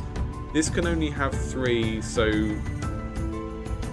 that one can't be full if these are full. It's got 1 and a 1. I don't know how dependent this game is on just understanding how these puzzles work in general, but it's the sort of thing that I personally find quite tedious, so I'm not probably going to stick around for a long amount of time trying to work out how to play this if I don't immediately get it. But we can definitely chat about the core thing that the game is trying to do. So there should be 3 there, 2 there, 1 and 1 there, 3 there, 2 and a 1 there. So this column is wrong. 2, 4. Those 4 should be together.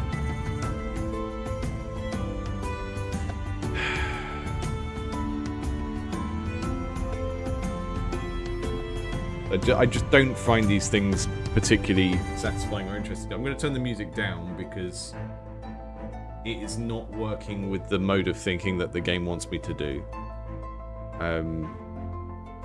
That's the type of music that inspires movement, and this is a still game, right? So the music is too intense for what I'm supposed to be doing.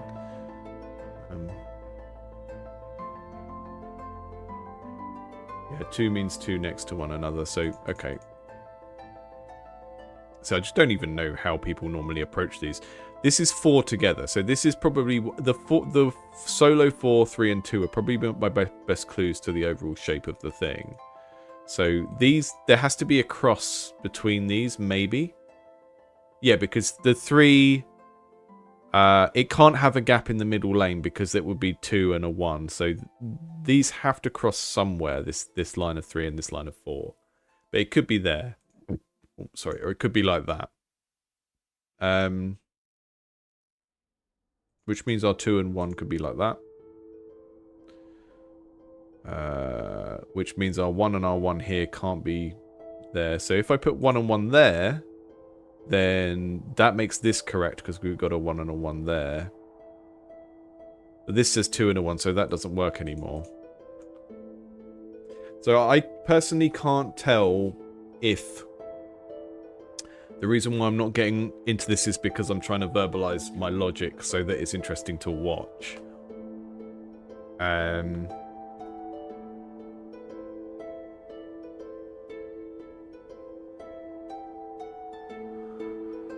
1 and a 1 here.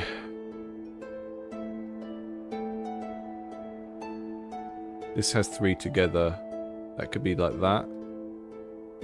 But then I've got 2 and a 1 there, so 2 and a 1, and then that makes that 2 correct. 2 together here, so maybe that's just those 2, and then that would be 2 and a 1. But in order to make that 1 and a 1, we'd have to put 1 there. Yeah, got it. Okay, cool. I get it.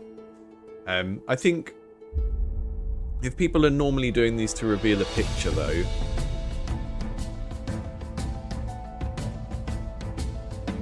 I would wonder how taking that element away makes a game that is more appealing or not. Okay, so we've got 3 and 1 here, and we've got 4 here. So I'm going to assume that that 1 is part of that 4. We've got another 4 here, so maybe something like that to start off with. And then 3 and a 1. We've got 2 here, so we've got 2 here and 2 here. And 2 and a 1 here. So if that's already there, then I think our 2 and a 1 here would be like that. And our 3 and a 1 here would be like that. 4, 4. 2 together there we've already got. 2 together there we've already got. 2 here. We've got a bit of a problem because I can't construct the 2 by adding to this without breaking one of these. So 1 and a 1 here, I think maybe there. I'm going to just take some stuff away.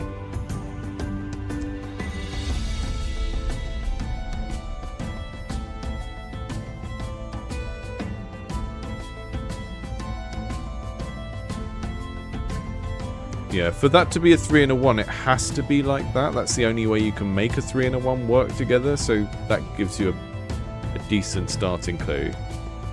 And then our 1 and a 1 here has to be like that because that's the only way that I can put a 1 before a 1 because it has to have a gap there.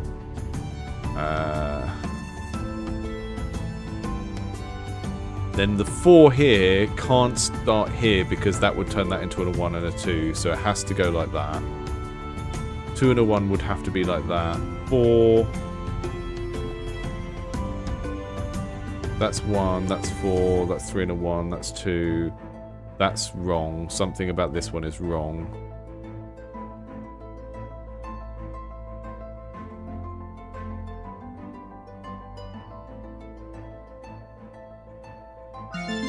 There we go. Yeah. See, there's like a...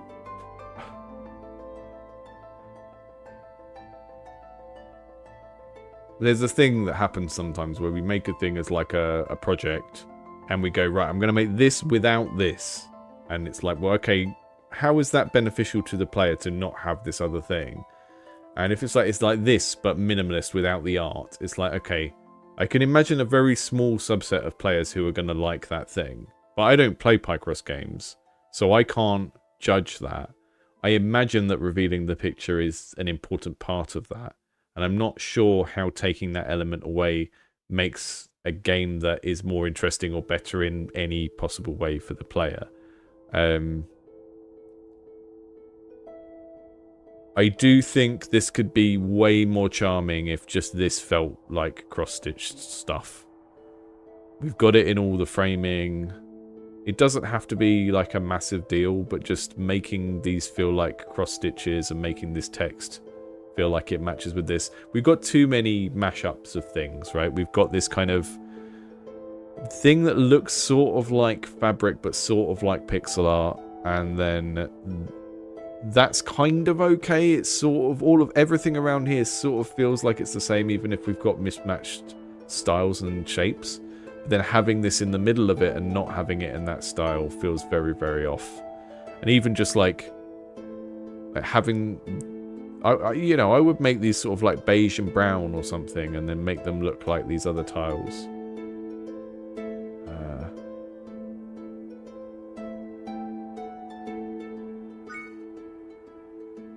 Glimsy of day. Bimble of bark. I don't know what any of these names mean, but they're kind of cute. Here we go. Time to get hardcore. So you start off by looking for the ones that can only have one shape, right? So 1, 3 in a row of 5 can only look like this. And 3, 1 in a row of 5 can only look like this. 2, 2, 2. Oh no, that's got a different length now. This doesn't have anything in it, so I can mark those as crosses, which is the first time I've actually felt like using the crosses, because I suppose I didn't want to use them unless I could be totally sure. And 2, 1, 1. I think because we've already got this filled in, that's what our 2, 1, 1, 1 looks like. 2, 1, 1. Oh no, we need... So this could be here, or it could be over here. So basically, now that we've got to a more complex one, we can start to see what the crosses are for. So the crosses are marking where I definitely know a space is. Now this could also be 2, 1, 1, 1 like that. So I'm not sure, but there's a 4 here, which means it's more likely that the 2 is here, maybe? Or that the 2 is here. Difficult. I'm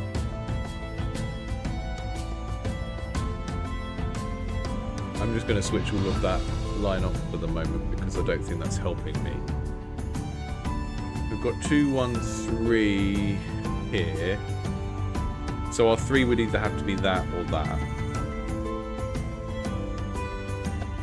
I don't think solving from this side is going to work for me now because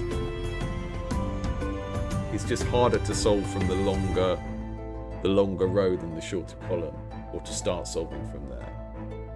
But this 4 is going to be that or... Okay, here we've got something. So this 4 can't extend down to here. It has to be these top 4 because this is a 3 and we know these are correct. So this 3 needs to be here or here. And that means that that's an X as well.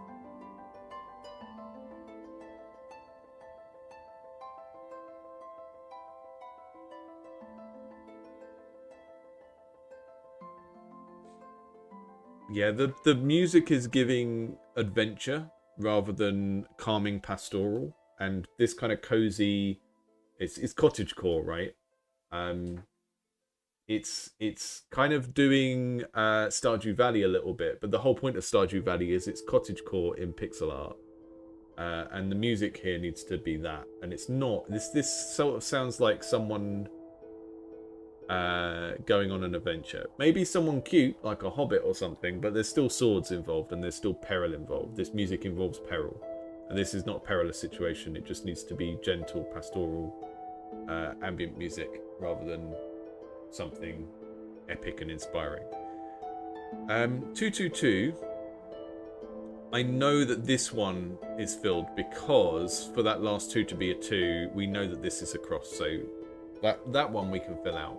And that makes that the 1 of this row, which means that these have to be filled out as well because of the way that the gaps would have to work to make that one true.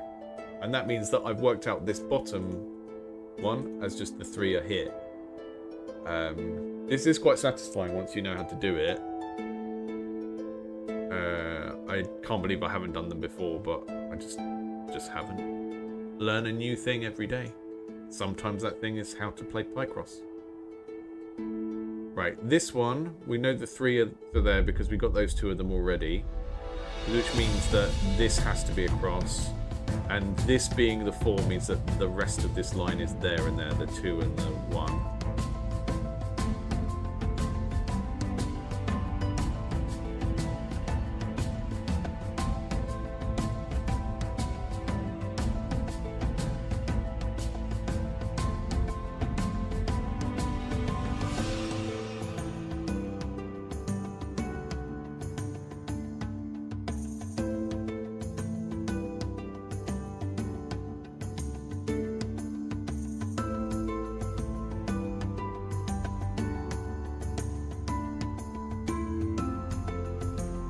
That's 1, and that's got its 1 already there, so that's got to be a cross, which means that this 3 is here. Then we've got 2, 2, 2, and this is a 2 and a 1, which would put those parts there, which would put that 2 there, that 2 there, and that 2 there, and then we've got 2, 1, 1, 1, which would basically just put all of the rest of these as crosses, but I haven't completed it. I've got it wrong, apparently.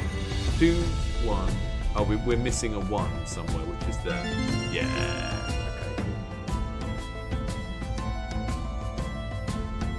Okay. Yeah. The thing is that this is kind of giving like Fantasy Pirates music, right?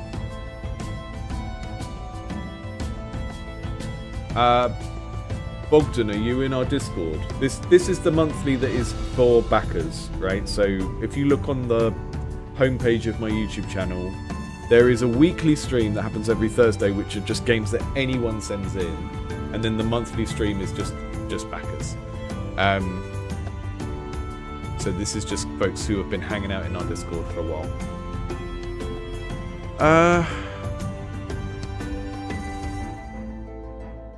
Solve that one. So I think you've got a working Picross game here, right? And then the next stage, I think what you want to do with this is work out what you want to do with this as a project. Like, do you want to sell this to people? If so, who and where? Right? This is 4 P's of marketing stuff, right? So one of the things about game marketing that people don't understand, and we have a good 10 minutes left of the stream, so I'll talk about this now, is that people generally, unless they've studied business and marketing, they think that marketing means advertising, right? Because most of us as consumers, that is what we perceive marketing to be, right? But if you look at marketing theory and the 4 Ps, it is promotion, which is advertising, and then place, product, and price. I think that's right. So place, where are you going to sell it? Product, what is the product? Price, how much are you selling it for? This, in its current state, is probably something that someone who loves Picross puzzles would pay a couple of dollars for, just to have a cute little Picross game that they can just open up whenever. If you wanted to do more of it, you would have to think about, where do I want to sell this? How much do I want to sell it for? And then rethink about the product based on those things, right? So this is the thing that people often don't get about marketing. Marketing can include what you're making, right? If you open a mobile game studio and you say, we're going to make casual mobile games for 50-year-old women, that is a marketing decision that then informs what you design and how you design it and the art direction and all of those sorts of things. Now, I do think that the decision to have this as a minimalist grid that doesn't make a picture feels like a bit of a cop-out. And I'm saying this as someone who looks at indie games and thinks of indie games as these kind of like artisanal products that people buy because they want to like support a creator and stuff like that. And I think most people who feel that way about indie games will want a little bit more source on the art direction here. I think if you really wanted to push this in like a premium direction where you can put it on Steam and charge $5 for it, keep the music and redesign the game around the music, because this is like a pirate adventure, right? And if this was a cartography game where the Picross is like me marking out where I think sea and islands are, and then when I'd finished the Picross, it generated a cute little island that my pirates are going out on. Now this is just where my brain is going because you put pirate music in your game. If you want it to be cute cross-stitch, you want like ambient, a very, very chilled out ambient classical music. And then you need the artistic style of this to match the cross-stitch. And that will still push the perceived like quality of this up a little bit. But think about where you want to sell this. You know, is it like if it's a browser-based game to sell ads, you can. There are still web portals that do that. If this is a game you want to sell on Steam and get like $5 for, then you're going to have to work out where in this game you can kind of push the quality up, push the perceived quality up. The cross-stitch, cutesy, sort of cozy games, cottagecore thing is very cute, but it just needs to flow over into the puzzle aesthetics. And if you wanted to push it a little bit further, then I think going for like a pirate cartography theme would add a layer of theme to this that would make it really, really strong and make people more interested in it. And then you could sort of think about like how to structure the unlocks and stuff. Because at the moment it's just like, here are all the puzzles. And yeah, it said that they were kind of like, here we go, random puzzles. Puzzle of the day. So we don't have that feature in yet.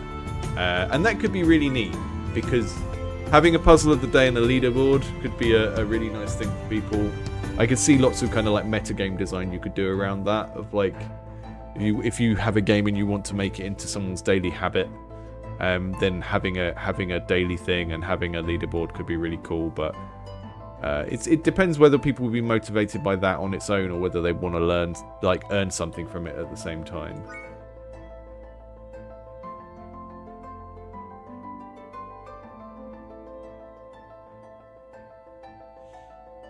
Victor's saying you could make the numbers, like make a color happen. Yeah, like I think if we thought of this grid as being like a patchwork quilt, and after you've completed the thing, it all goes together. That could be a really nice way of using the theme that's already here.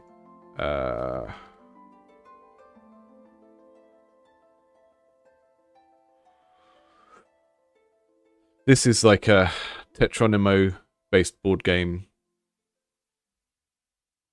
where you are stitching a quilt and earning buttons. See, just like really cohesive. This is an abstract game, right? So, tabletop game. You collect these pieces, you put them on your board, and you gradually build a quilt. And there are different scoring conditions for not leaving holes and stuff like that. Where's someone's actual quilt? Here we go. Here's someone's actual quilt. And just look at how cohesive the overall concept of that is. And that's an abstract game, right? That is an abstract, minimalistic game where all you're doing is buying shapes and slotting them into a grid. But they've still...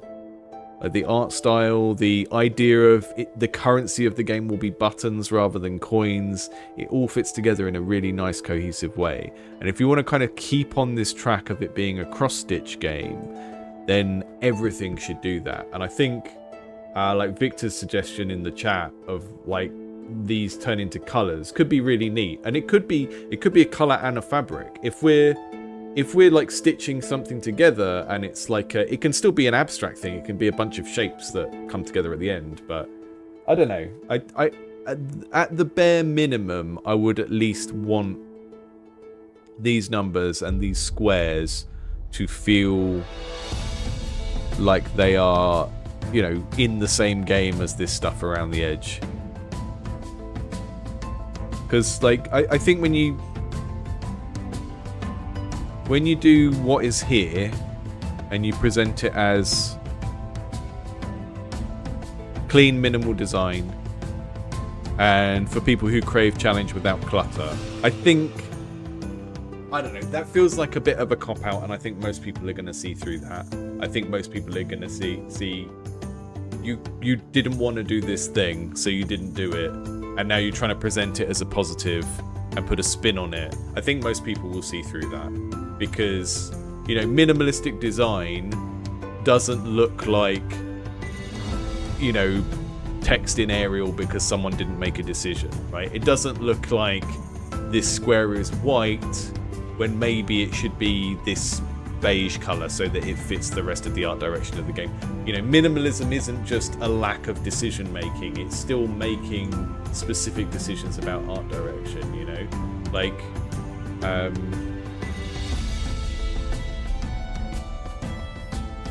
I don't think you can ever do minimalism and just say like leave things as like the most basic programmer art and say, oh, it's minimalistic, because that's not what minimalism is. Minimalism is still making active decisions about how something looks and feels that are based on just trying to not overload things. It's the opposite of maximalism, right? So, you know, Rimmed Capsule is a game I would consider to have a minimalist aesthetic, but there's nothing here that looks like, you know, that typography isn't like the first choice they came across, right? There's a lot of thinking about what colors things are, what shapes they are. It's not just I've left this blank, which it kind of feels like from a graphic design point of view that this is just left blank. And even like the highlight there, when it highlights what row I'm on, it feels a bit odd that that's blue, you know? Like, I would make that highlight the same color as the fox or something to make it all fit together. But yeah, I'm very pleased that I learnt how to play these today. Because I didn't know that earlier, and now I do. So that has to be a 3, because that's a 1, and the only way 111 can work is like that.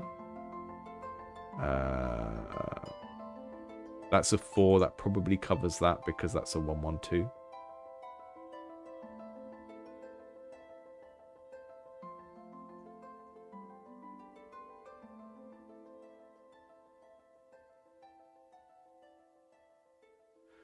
Yeah, I think having generative puzzles can be okay, but you have to go through and pick them. There's a really good... actually, I'll drop the link in the chat if I can find it. Let me just... Anyone who is doing puzzle-based games or anything with like automation puzzles in, there is an episode episode 85 of Designer Notes. I don't know if anyone's listened to Designer Notes. It's a really good podcast of interviews.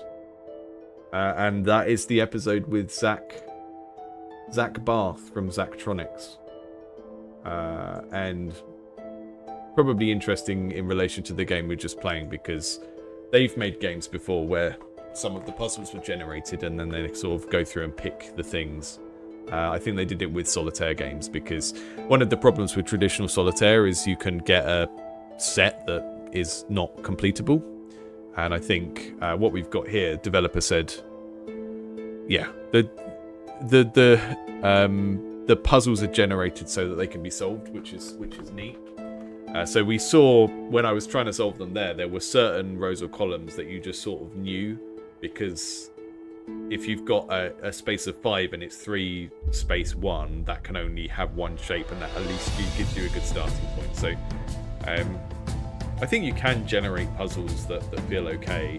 The problem with trying to generate puzzles is when they're not abstract, when they're in an environment or something, and then they can feel really stupid, because it's like, why is that key there and that door there and stuff like that, you know?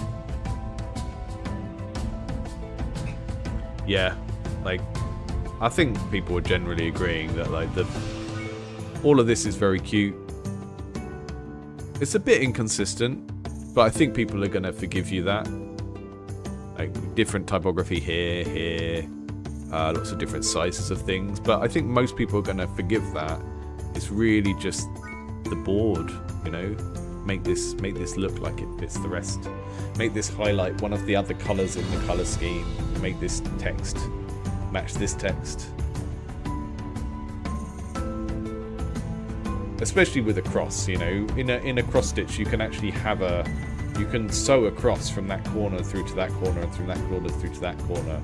It feels like a real missed opportunity to not have that as a graphic design feature of this game.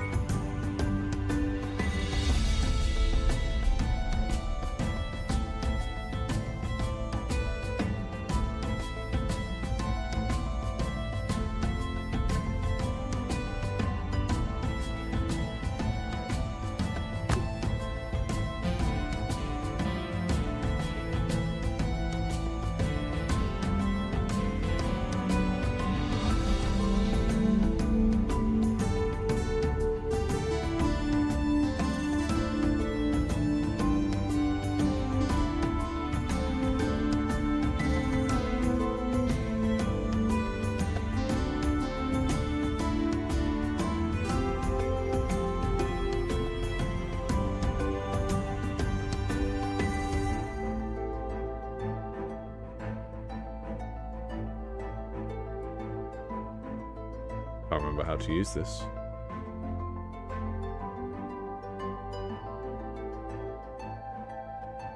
Remix. Thank you for joining today. As I said, this is a monthly stream. Every Thursday we do Indies Under the Knife, which are games that anyone has sent me. If you're watching this for the first time, do not email me your games.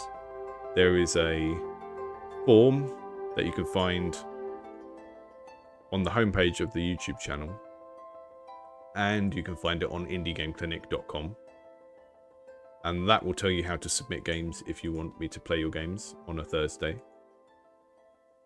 There are lots of games in the queue. I don't play them in order. I bundle them up based on games that are similar to each other, and I play those. Now, this stream today has been games from our Discord members, because this channel is Discord funded, Patreon funded.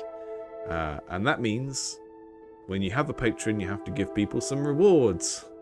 And one of the rewards currently for being a patron backer of Indie Game Clinic is the monthly stream where I playtest just games from the Discord. So people often come in and they say, where's the link to the Discord? It is not an open Discord. It is a Discord you get access to by being a patron backer. Sometimes people moan about that. They go, why do you want to make money? And I say, well, because I'm a human being that will die if I don't eat food and live in a house. And AdSense doesn't make very much on YouTube. If you're not like making videos that 100,000 people watch every time, then you're probably not making enough on YouTube to actually live off of it. So that is why I am Patreon funded.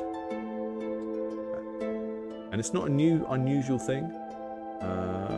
Game Maker's Toolkit has a Discord that you can only access by being a Patreon subscriber. So I'm not doing anything new or unusual or particularly cruel by doing that. But I know some people are just so used to Discords being an open access thing that they kind of get a bit annoyed by that.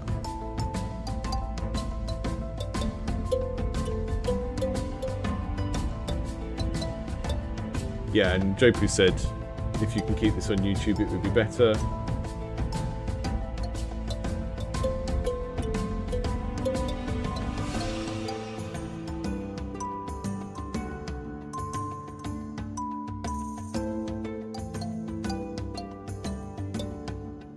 It's been interesting to hear you say that people are forgiving for many details of the games we saw today. Do I really think that? I think it depends what the game is sort of setting out to be, and I think it depends what the game is promising generally.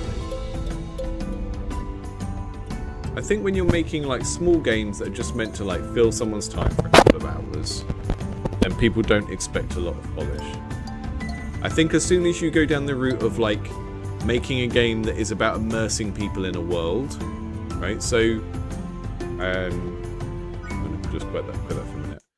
I think if you make a game where it's about sort of atmosphere and immersing people in a world, right? So like a first-person horror game, Metroidvania, anything that is about like having a beautiful aesthetic and immersing people in a world, that is where your game really needs to be polished, right? Like if you're making trying to make Hollow Knight and you have all these mismatched font sizes and art styles and stuff, that is kind of the time when something is going to bother people.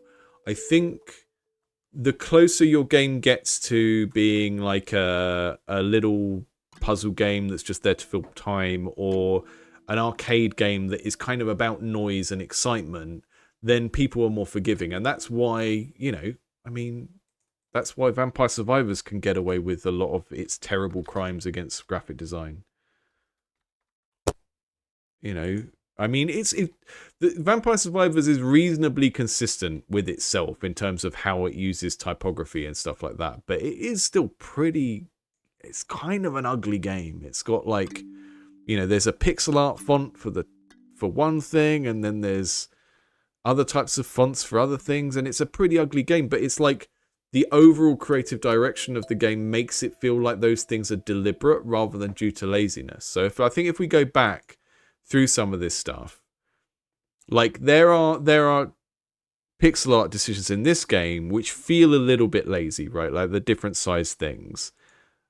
But I think to some players that's just going to signal this is a game made by one person, and they might pay for it as a kind of almost like a donation thing of like, I like this game and I want to support this person so they carry on making games, right?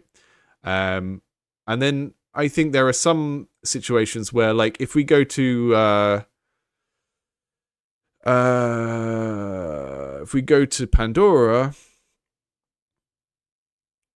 Cesareth's Pandora, this is a game where the level of just the level of quality of the pixel art here is starting to feel a lot higher. And that means when we have issues like the yellow text in the black box that doesn't have a proper arrow and is floating in a weird place, that's when that starts to be a problem, because you're creating like a dissonance within the thing that makes people feel ugh. Like, I think when the whole aesthetic of the game is a bit janky, which I think we get with Spin Heroes here, and I think it's the same thing with Vampire Survivors, when everything is a bit janky in the same way, it still feels coherent with itself, and that can kind of allow the kind of slight fugliness to feel charming, right? That's kind of the whole deal with Minecraft. It was kind of fugly in a consistent way, and that feels charming. Whereas with Pandora, we've got a very sort of glossy style of retro pixel art, and that means if we start to layer on bad graphic design onto that, it's kind of clashing with what the game is trying to do, because this style of pixel art is trying to immerse us in a world and kind of create a sense of this being a real place, whereas this is just straight out, this is a janky little video game, and it's very clear from the start that that's what you're getting. And once you get into that, nothing is pulling you out of that. Whereas when you go down the route of making something beautiful, then you have to make everything like a piece with that, and that's kind of when I think people are going to be less forgiving. Now, some of that is just how I feel about this stuff, but I think generally, if you look at the examples of games where there are, ugly art and graphic design decisions, like Vampire Survivors, like Minecraft, the reason why people are forgiving of that is because it is consistent with itself. And it's like there is a overall art direction decision to say this art is going to be janky or fugly, but it's going to be consistently like that in this particular way,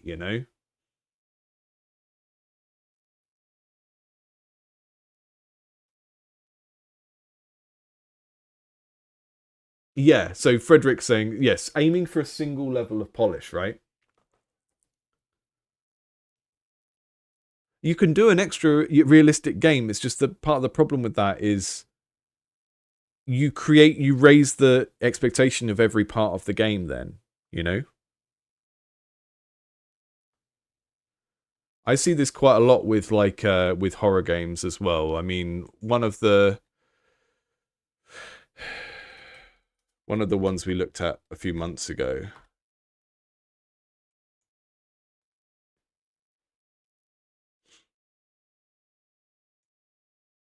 This is one I did a Let's Play of a little while ago. And you look at the screenshots and you think, okay, that's a reasonably realistic world. Looks pretty cool. But the problem is, this aesthetic then just raises your expectation of everything else in the game.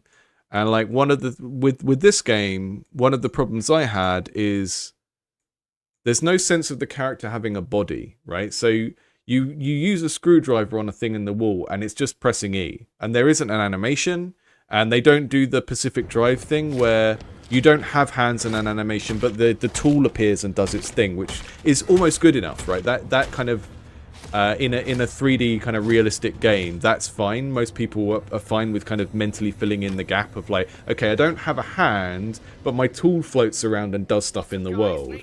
But when you have like this aesthetic and then interacting is just you press E and then a button on the wall changes and there's no, it's like everything is not at the same level of quality. Everything is not at the same level of realism. And the game starts to feel like it's not cohering internally with its own set of rules,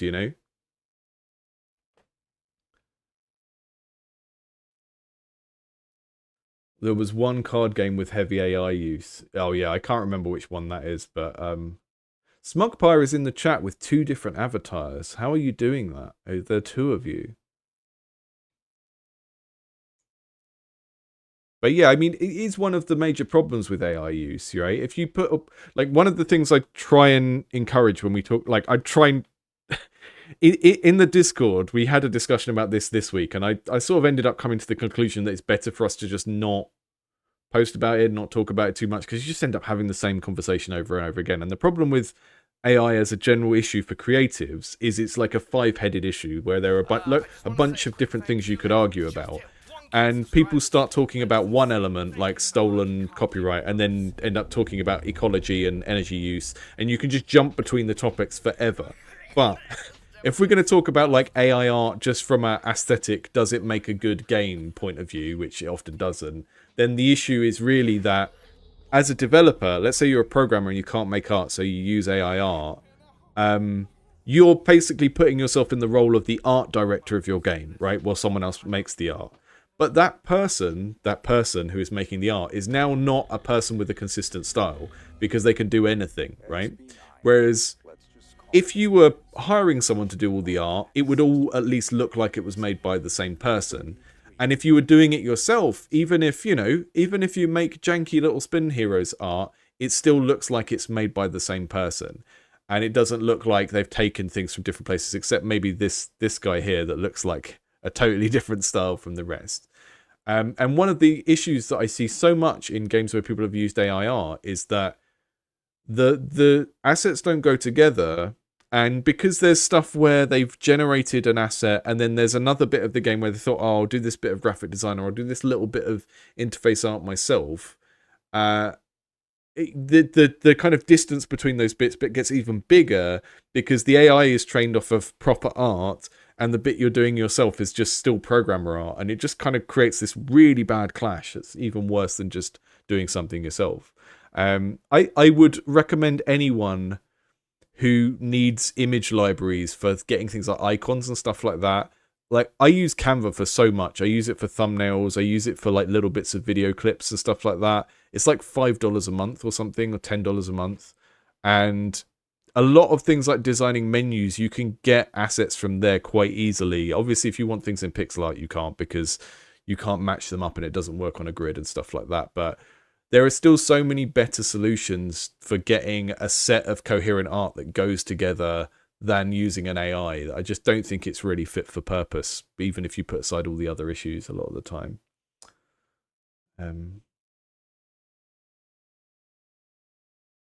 It's definitely too late to submit a game for today, Smugpie, yeah, because I'm going to stop in a minute because we've been going for 2 hours.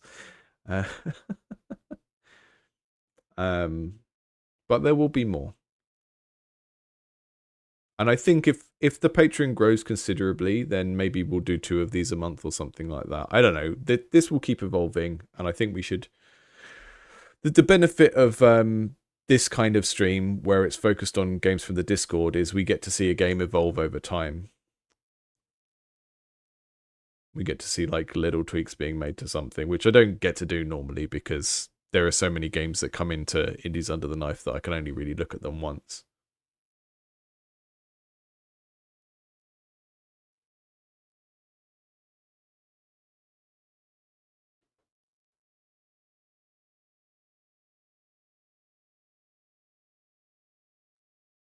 I'm just kind of scrolling up to see if we had any other questions.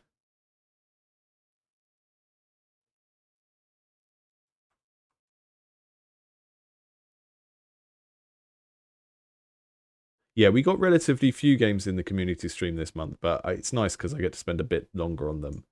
When we do Indies Under the Knife, I spend half an hour on each game, which sometimes isn't really enough.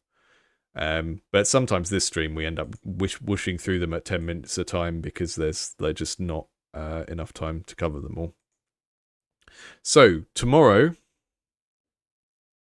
I hate the way that this orders because I've scheduled 3 weeks of Indies Under the Knife. So tomorrow, an hour earlier than today's stream, we've got games where thou art a wizard.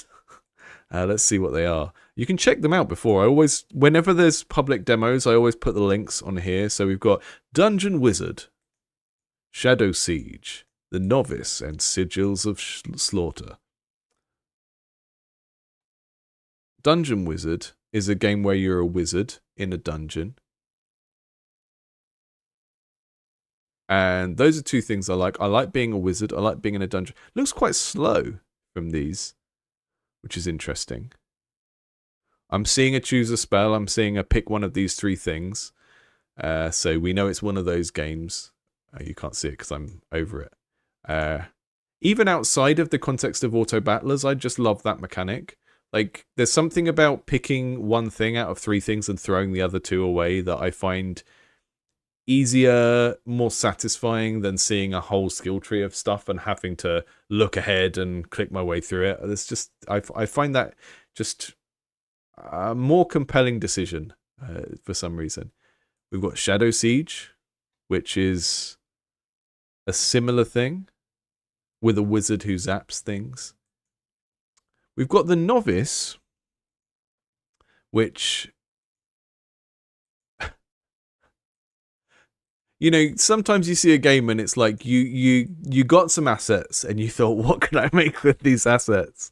And that's kind of what I'm getting with the Novice, because you just seem to be randomly fighting just not everyday animals, which could be good if it's deliberately played for laughs, but we'll have to see, right? Because like, why am I fighting bears and wolves and ostriches? Is there an ostrich? I'm not sure. But this could be very fun, but it's a goofy idea, and I want to see if the overall feel of the game actually matches with that, because it kind of feels a bit comedic. And the problem with games with funny premises is if you make a game that is kind of a joke and you don't make it very clear it's a joke, everyone will just go, "Oh, this is stupid." You always have to it's if you make a joke around a stranger, right? Because your audience are strangers, you usually have to do something to indicate you're making a joke. And haha, I'm making a joke. I find this quite a lot with my channel. Like, my sense of humor is quite dry. I often say things in a very deadpan way when I'm being sarcastic. And then people in the chat, because different cultural backgrounds, different languages, whatever reason it is, don't realize I'm making a joke. And it's the same with games. If you make a game that's kind of goofy, I think you should make it really goofy so that it's obvious that it's meant to be goofy. Otherwise, people will just be like, "Oh, this is just bad," you know. And the novice is kind of ringing some alarm bells for me in that regard, but I'm kind of looking forward to it because I always like maybe being pleasantly surprised by something. And there's definitely some indication of a lot of juice going on here. And then the fourth game in the list, which I'm not really sure is a wizard game, but, you know, it's quite hard to put these things in categories before you've played them. It's called Sigils of Slaughter. We've got some blocky voxel dudes. And the interesting thing here mechanically is that you are drawing spells with mouse gestures, which is the sort of thing that kind of hurts my brain when I try and imagine how it must be to program. Like, I don't know anything about how gesture-based controls are built, and I'm kind of interested to see how that works. So you've got like a top-down, you know, Hotline Miami type shooter, and then you're doing some gesture-based sort of spell casting type thing. And this is one where my immediate thought is like, if I'm doing spell casting, then why am I running around in a town with a gun? Where's the overlap between the like shooting in a town and the spell casting? You know, I feel like that's a thematic gap that it's a really cool space to explore. If you think of like sort of dark urban stuff like Vampire the Masquerade or Hellblazer, the comic that John Constantine came from, that kind of mix of like gritty urban stuff and the occult is a really cool potential mix of things. But I'm not quite sure if that's what this game is going for yet. And I'm interested to see how that works out. So teleport out of danger by drawing a V sigil is an example there. Excited for that one. So yeah, two kind of relatively, well, I think the first three are all in this kind of wave survival type thing. And then the fourth one, we've got a slight variation because we've got this interesting control scheme. So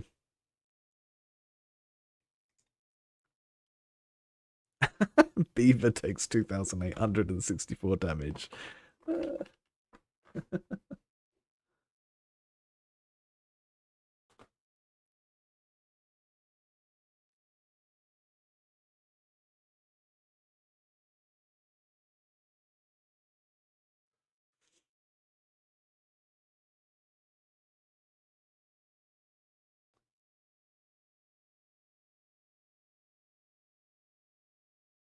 Yeah, I understand how people can prefer skill trees over pick one of three.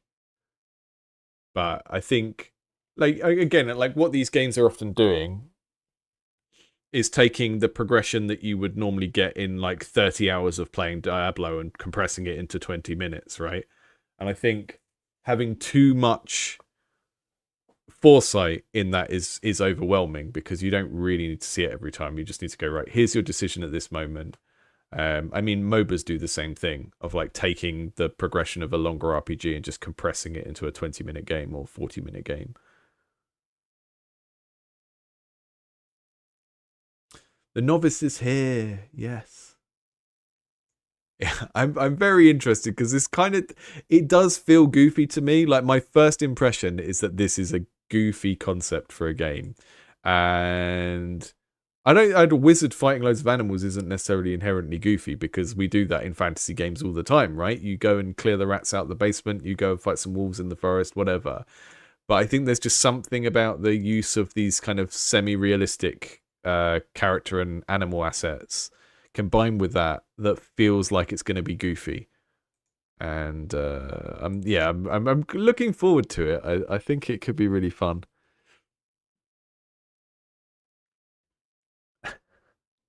Yeah, I think you have to think of the pick one of three things as it's a choice design thing as well, because there are pros and cons to, like, if you do a skill tree. No, I had this with Hexagod when I played Aramis's Hexagod, of like, you're looking at that skill tree and you know that there's probably a suboptimal route through the skill tree. And you can kind of get analysis paralysis by looking at the tree and trying to work out your entire route all the way through it in one go, right? And if you just make it so that you can only pick three things, then that goes away. Because you can give three things to people, and one of those things can be suboptimal, or two of those things can be suboptimal, and the player is no longer making a suboptimal choice by looking at all of the choices and not being able to take it in. They're just making the best choice they can out of those three at that moment. So it kind of saves people from themselves a little bit, because you're randomizing and then just letting people pick from those. And it's semi-random as well. I mean, Vampire Survivors, as you collect more of one thing, it gets weighted differently. So in Vampire Survivors, there's even more going on under the hood to make sure you can build a coherent build that has certain things working together in it, because the weighting changes when you pick certain things as well. Again, that's the sort of thing where lots of people set out to make these games, and I'm not always sure that they've studied how the game that they're basing it on works, because you could go on the Reddit for Vampire Survivors and just spend like 2 hours reading on that, about how that game works, and learn so much about how to make one of these games, because, you know, the people that are super nerds for that game and how it works know more about the design of that game than most people who are sitting down to program one do. And there's just a fact with how games generally work, is that there are always players out there who understand the design of a particular game or a particular genre better than most people who can use a game engine would ever understand it, you know, because they understand it at an experiential level rather than as a set of code and features they've got to build and stuff like that.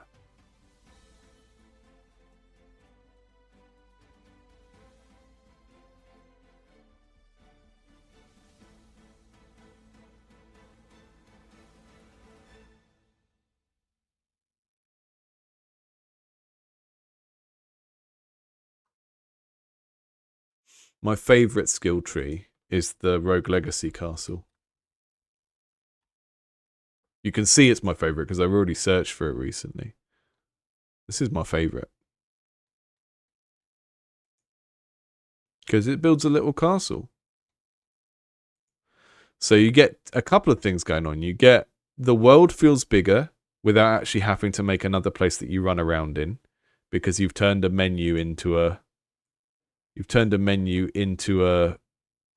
kind of place, or the illusion of a place. And the other thing they do with this is there are lots of things that are just hidden at the start. So you kind of get the sense of how big the thing is going to be, but you don't get overwhelmed by the possibility of like hovering around on everything to find out what it is too far ahead of time, because it's just hidden. And that's just the benefit of having more states for something. You know, you've got the state of like, here's something you've got the state of here's something you can get if you choose, but you don't have it yet. And then you've got the state of like, here's something that's there, you can see it's there, but you can't get it yet. And maybe you can't even know what it is yet, it's hidden. And that creates a really nice progression, because you get the moments of getting something, and you get the moments of just finding out what something you could get is, which is like a nice little thing in its own right. It's kind of like opening a loot box. There was a box there that was like a mystery thing, like this locked thing here, and now I know what it is, and I know that next time I come back here with enough money, I have more to choose from. That's a really nice way of like balancing against some of the issues that people can feel with skill trees, of just being overwhelmed and being able to see too far into the future, you know?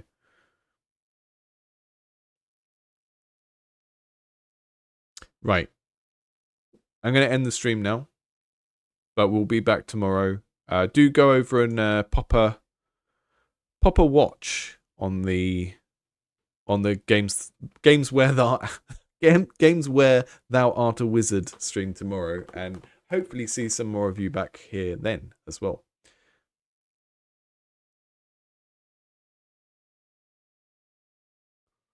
See you soon, folks.